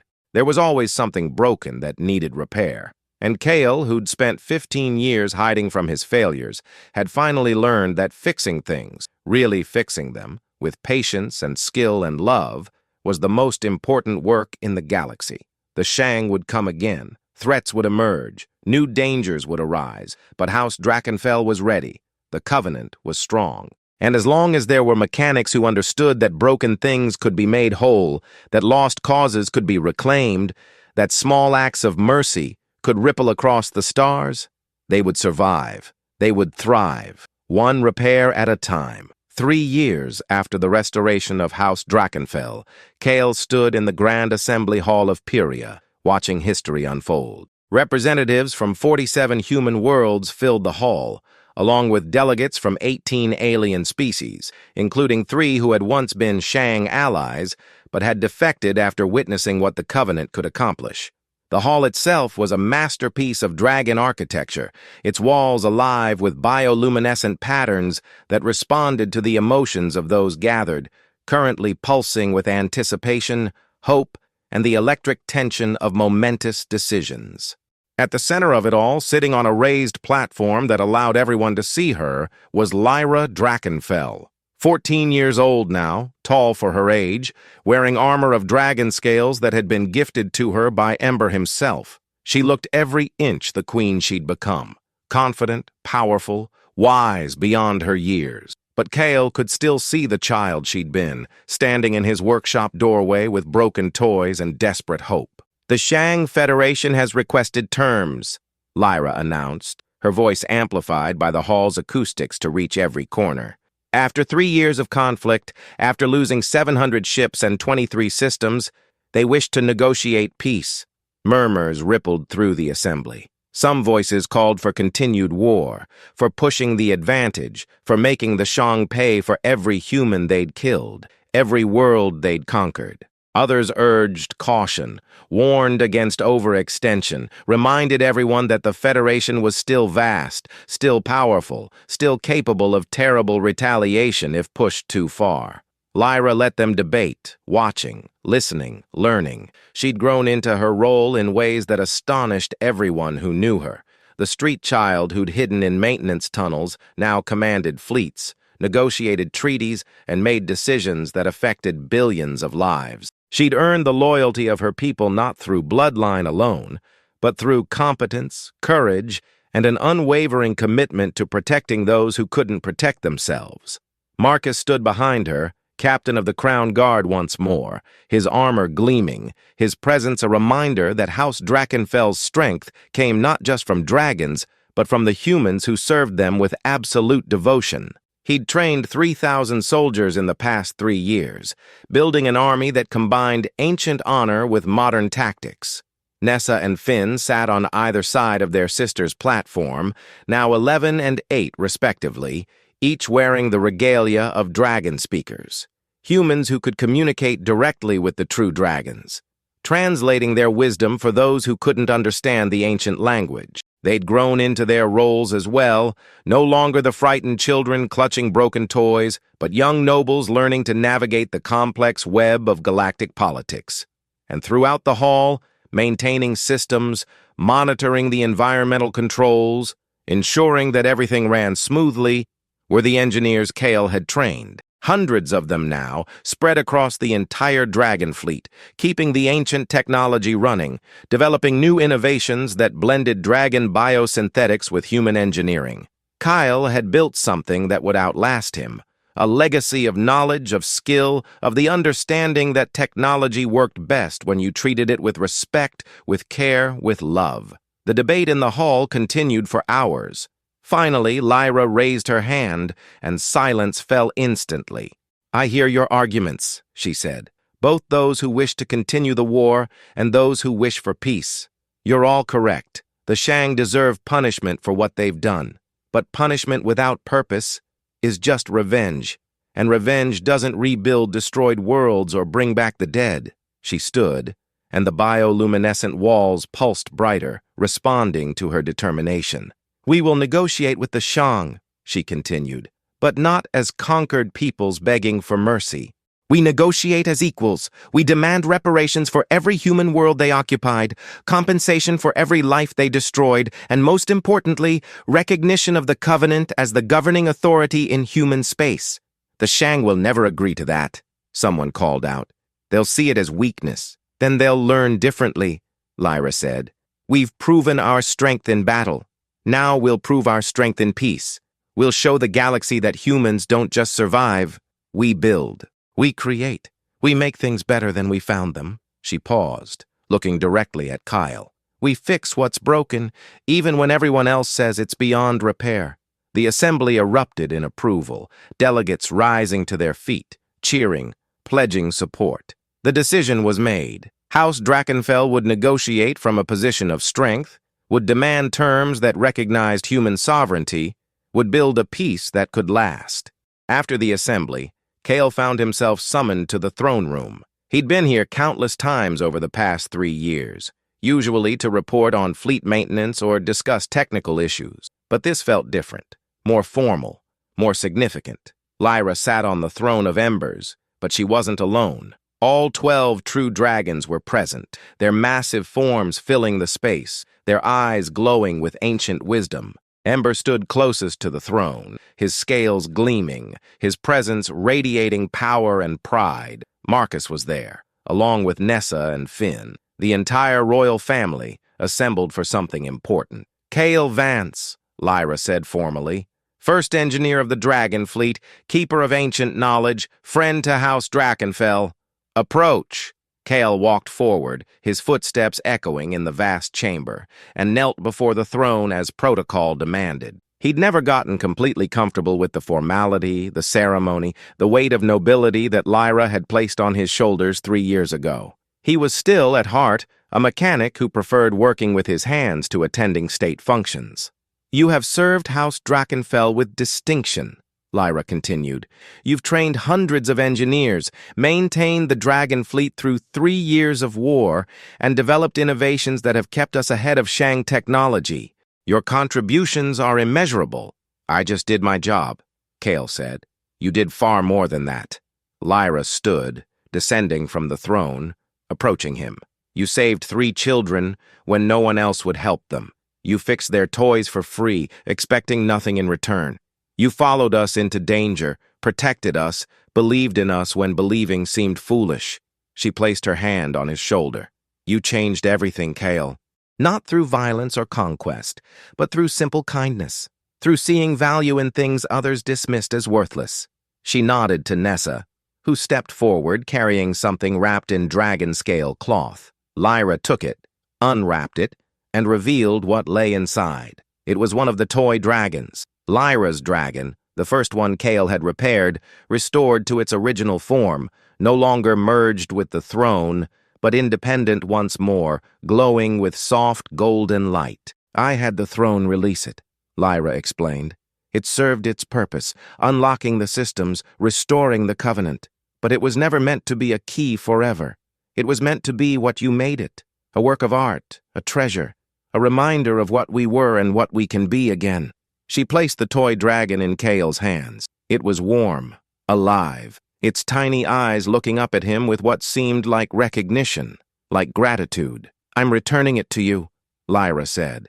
"Not as payment. There's no payment that could cover what you've given us, but as a symbol, as a reminder that the smallest acts of repair can change the galaxy, that fixing what's broken matters more than any grand gesture or heroic deed." Kael stared at the toy dragon, feeling tears prick his eyes. He'd spent 3 years surrounded by true dragons and dragon ships, working with technology beyond anything he'd imagined in his workshop on Valthor Prime. But this little dragon, this toy that had started everything, meant more to him than all the rest combined. "Thank you," he managed. "There's one more thing," Lyra said. She gestured, and Marcus approached carrying a data tablet. "The Shang negotiations will require a technical advisor, someone who understands dragon technology well enough to ensure they can't cheat the terms, can't hide weapons systems or surveillance equipment in the infrastructure they'll be required to dismantle." Kael felt his stomach drop. "You want me to negotiate with the Shang? I want you to represent the technical interests of the Covenant," Lyra corrected. "Marcus will handle military concerns. Nessa will serve as dragon speaker, ensuring the true dragons' voices are heard. Finn will represent the perspectives of those who survived occupation. He's been working with refugee communities, learning their stories, advocating for their needs." She smiled. "And you'll make sure that when the Shang agree to disarm their occupied territories, they actually do it. That when they promise to return stolen technology, it's the real thing and not clever copies. That when they swear to respect covenant sovereignty, there are verification systems in place to enforce it. I'm a mechanic, Kael protested. I don't know anything about diplomacy. You know about honesty, Marcus said. You know about doing the right thing even when it costs you. You know about fixing things instead of breaking them. The old soldier smiled. Trust me, those are the most important diplomatic skills anyone can have. Kael looked around the throne room, at the people who'd become his family, at the dragons who'd accepted him as one of their own, at the toy dragon glowing in his hands. 3 years ago, he'd been hiding in a forgotten workshop, running from his failures, convinced that small acts of kindness were all he could offer the galaxy. Now he was being asked to help negotiate peace between humans and the Federation that had tried to exterminate them. It was absurd. It was impossible. It was exactly the kind of broken thing that everyone would say couldn't be fixed, which meant, of course, that he had to try. All right, he said. I'll do it, but I want something in return. Lyra raised an eyebrow. Name it. I want to rebuild my workshop. Not here on Pyria, but on Valthor Prime, in the industrial district where it was before. I want to train mechanics there. Show them that you don't need palace workshops and royal resources to do good work. I want to prove that ordinary people in ordinary places can still fix things that matter. Lyra smiled, a brilliant, genuine smile that made her look 14 again, made her look like the child who'd trusted a stranger to fix her most precious possession. Done, she said, and I'll send you students. Young people who need to learn that nobility isn't about bloodlines, it's about character. That the galaxy changes one repair at a time, one act of kindness at a time, one person willing to fix what's broken instead of walking away. 6 months later, Kael stood in his new workshop, built on the exact foundation of the old one, incorporating the hidden chamber where the dragon ship had waited, and watched his students work. 20 of them, from a dozen different worlds, human and alien both, all learning the art of dragon mechanics, all learning that technology responded best to patience and respect and love. The negotiations with the Shang had been brutal, exhausting, and ultimately successful. The Federation agreed to withdraw from occupied human territories, pay reparations, and recognize covenant sovereignty. They agreed to disarmament protocols that Kael himself had designed, systems that would verify compliance without requiring invasions or violations of Shang space. It wasn't a perfect peace. There were loopholes, compromises, terms that both sides had accepted reluctantly. But it was peace, real and binding, enforced by treaties that the entire galaxy witnessed.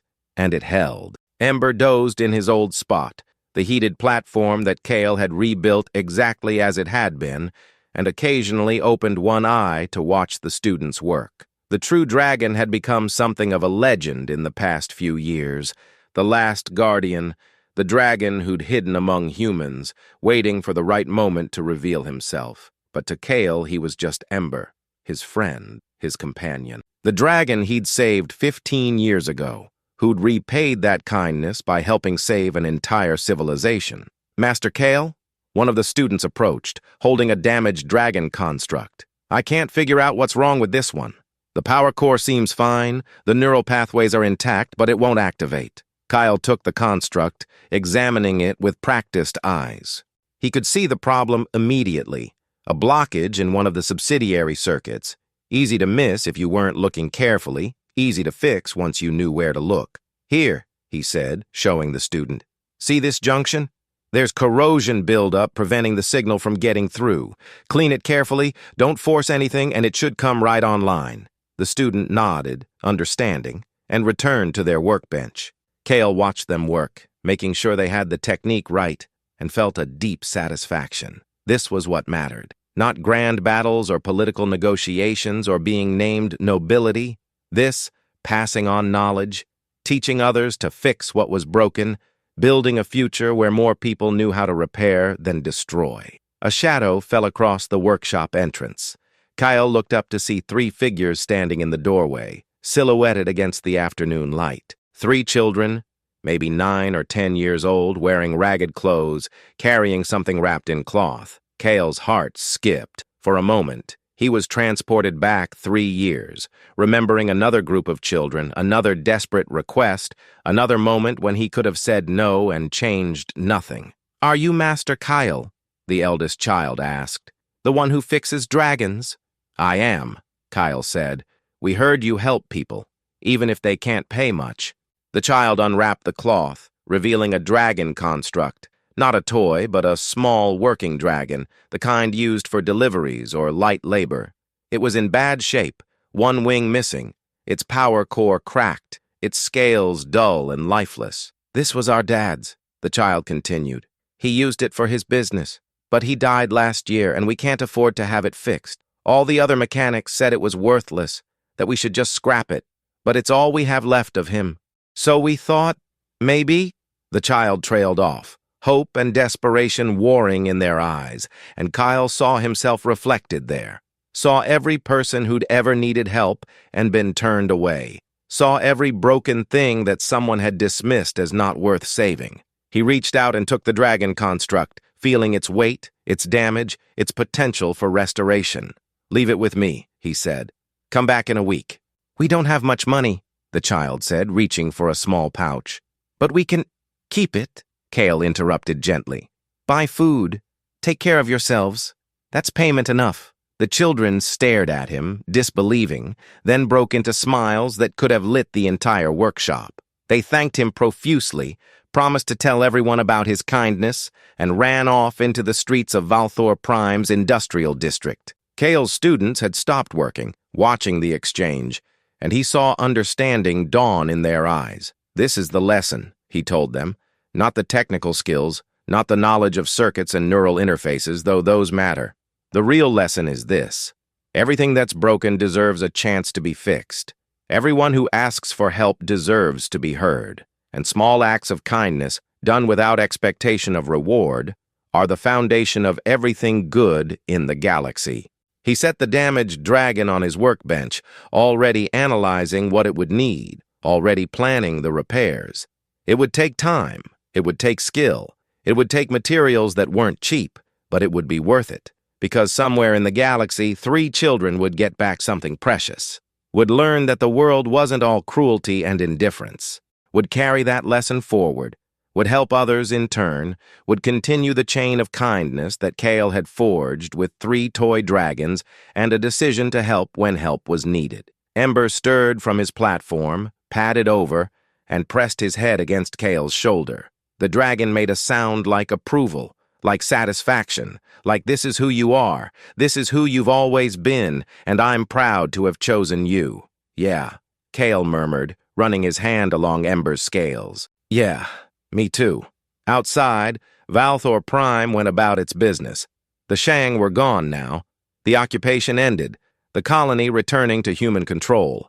It would take time to heal, to rebuild, to become what it had been before the conquest. But it would heal, because that's what living things did when given the chance, when treated with care, when fixed instead of discarded. In orbit above the planet, dragon ships patrolled, protecting human space, enforcing the peace that Lyra had negotiated. And on Pyria, in the Throne of Embers, a young queen ruled with wisdom earned through suffering, with strength born from survival, with compassion learned from a mechanic who'd fixed her toys for free. The Covenant was restored. The true dragons were awake. Humanity had reclaimed its place among the stars, not through conquest, but through resilience, not through cruelty, but through kindness. And it all started with 3 children in the rain, asking a question that could have been answered with no, with indifference, with the casual cruelty that said their problems weren't worth solving. But Kael had said yes. He'd fixed their dragons, and in doing so, he'd fixed everything. 20 years later, the memorial stood in the center of Ember's Landing, a statue carved from the same stone as the Throne of Embers. It depicted a man kneeling before 3 children, working on small dragons, his hands gentle, his expression focused, and behind him, a true dragon watched with glowing eyes. The plaque at its base read, "Kael Vance, first engineer of the Dragon Fleet, who proved that kindness is strength, who showed that fixing is harder than breaking, who changed the galaxy by repairing 3 toys for free. Everything broken deserves a chance to be made whole. Lyra Drakkenfell, Queen of House Drakkenfell, Keeper of the Covenant, stood before the statue with her children, 2 daughters and a son, the next generation of her house. She was 31 now, her armor bearing the scars of 2 decades of leadership, her eyes carrying the weight of decisions that affected billions. But she still remembered being 11 years old, standing in a workshop doorway, clutching a broken toy dragon and hoping against hope that someone would care enough to help. "Is it true?" her eldest daughter asked. "Did he really fix your dragons without asking for anything?" "He did," Lyra said. "And by doing so, he taught me the most important lesson a queen can learn, that how you treat people when they have nothing to offer you defines who you are. That power means nothing if you don't use it to help those who need you." She placed her hand on the statue, feeling the cool stone. "Uncle Kael changed everything. Not because he was trying to save the galaxy, but because he couldn't stand to see children's toys stay broken when he had the skill to fix them." "Where is he now?"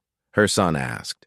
Lyra smiled, pointing toward the orbital platforms visible in the afternoon sky. "Up there. He's inspecting the new dragon ships, making sure the young engineers didn't cut any corners. He's 70 years old, and he still works 18-hour days, still trains every new mechanic personally, still fixes things everyone else says are beyond repair. Will he ever retire? I ask him that every year," Lyra said. "And every year he tells me the same thing: there are too many broken things in the galaxy, too much work to do. He'll rest when everything's fixed." She laughed, which means never, of course. But that's Uncle Kael. That's who he is. Ember, ancient now, his scales showing the faint dulling that came with a true dragon's old age, landed in the plaza, his arrival drawing respectful bows from those nearby. He padded to the statue, studying it, then made a sound that Lyra had learned to interpret over 2 decades of partnership. He approved. The statue captured something essential about Kael, something that transcended the physical form. The spirit of someone who fixed things because they needed fixing, who helped people because they needed help, who'd proven that the smallest acts could ripple outward to change everything. "Come on," Lyra said to her children. "Let's go visit him. I'm sure he has 3 or 4 impossible repairs he's working on simultaneously, and he'll try to teach you all how to do them while claiming it's really very simple." She smiled. "Your lessons in humility begin today." They flew up to the orbital platforms on Ember's back, the true dragon moving with the careful grace of age and experience, and Lyra thought about everything that had changed in 20 years. The peace with the Shang, fragile but holding, the expansion of the Covenant to include 17 alien species, the rebirth of human civilization across 47 worlds, the training of 10,000 engineers who understood that technology worked best when treated with respect. All of it traced back to one moment, one decision, one mechanic who'd looked at 3 desperate children and said, "Yes, I'll help you." She found Kael in Shipyard 7, surrounded by apprentices, working on a dragon ship that was somehow simultaneously in pieces and functioning perfectly. He looked up as they arrived, his face creasing into a smile that made him look decades younger. "Your Majesty," he said, wiping grease-stained hands on his work clothes. "Come to check on the impossible old man?" "Come to learn," Lyra corrected. "My children need to understand where their kingdom really came from, not from battles or treaties, but from here, from workshops and repairs and the knowledge that broken things can be made whole." Kael's eyes gleam. "Well then, let me show you something interesting. This dragon ship has a malfunction in its neural interface. Everyone says it requires a complete replacement, weeks of work, massive expense. But if you look carefully," he gestured them closer, "you can see that it's actually a minor calibration issue, simple to fix once you know where to look. Like most things in life." He started explaining, his hands moving with the practiced grace of someone who'd spent 50 years perfecting his craft, and Lyra watched her children lean in, fascinated, learning not just about dragon technology, but about patience, about attention to detail, about the philosophy that said everything deserved a chance to be fixed. This was Kael's real legacy, not the titles, not the nobility, not the statue in the plaza. This, passing on knowledge, teaching others to fix instead of discard, building a civilization that valued repair over destruction. Ember settled nearby, watching with ancient eyes, and Lyra felt the dragon's contentment, his pride in the human he'd chosen 5 decades ago, the mechanic who'd fixed his leg and never asked for anything in return. They'd changed the galaxy together, dragon and human, royalty and commoner, bound by shared purpose and mutual respect. The Covenant wasn't just a treaty, it was this: people working together, fixing what was broken, building what was needed, believing that small acts of kindness could add up to something magnificent. And it all started with 3 toy dragons, repaired for free by a mechanic who couldn't stand to see children's treasures stay broken. Everything else followed from that single act of compassion. Everything else was just details. Kael finished his explanation, and Lyra's children peppered him with questions, their young minds already grasping the principles, already understanding that fixing things was harder and more important than breaking them. Lyra smiled, watching the next generation learn from the greatest teacher the Covenant had ever known, and knew that whatever challenges lay ahead, whatever threats emerged, they would survive, because they understood what really mattered. Not power, not conquest, not revenge or glory or any of the things that had driven civilizations to war for millennia, but kindness, compassion, the willingness to help when help was needed, to fix what was broken, to see value in things others dismissed. That was the foundation of everything good. That was what would carry them forward, one repair at a time, one act of kindness at a time, one small decision to help, even when helping seemed foolish, even when no one would know, even when the only reward was the satisfaction of making something broken whole again. That was the lesson. That was the truth. That was how you changed the galaxy. And it started with 3 children in the rain asking a simple question: "Can you fix our dragons?" The answer: "Yes, I can, and I will. And I won't ask you for anything in return," changed everything, forever. The end.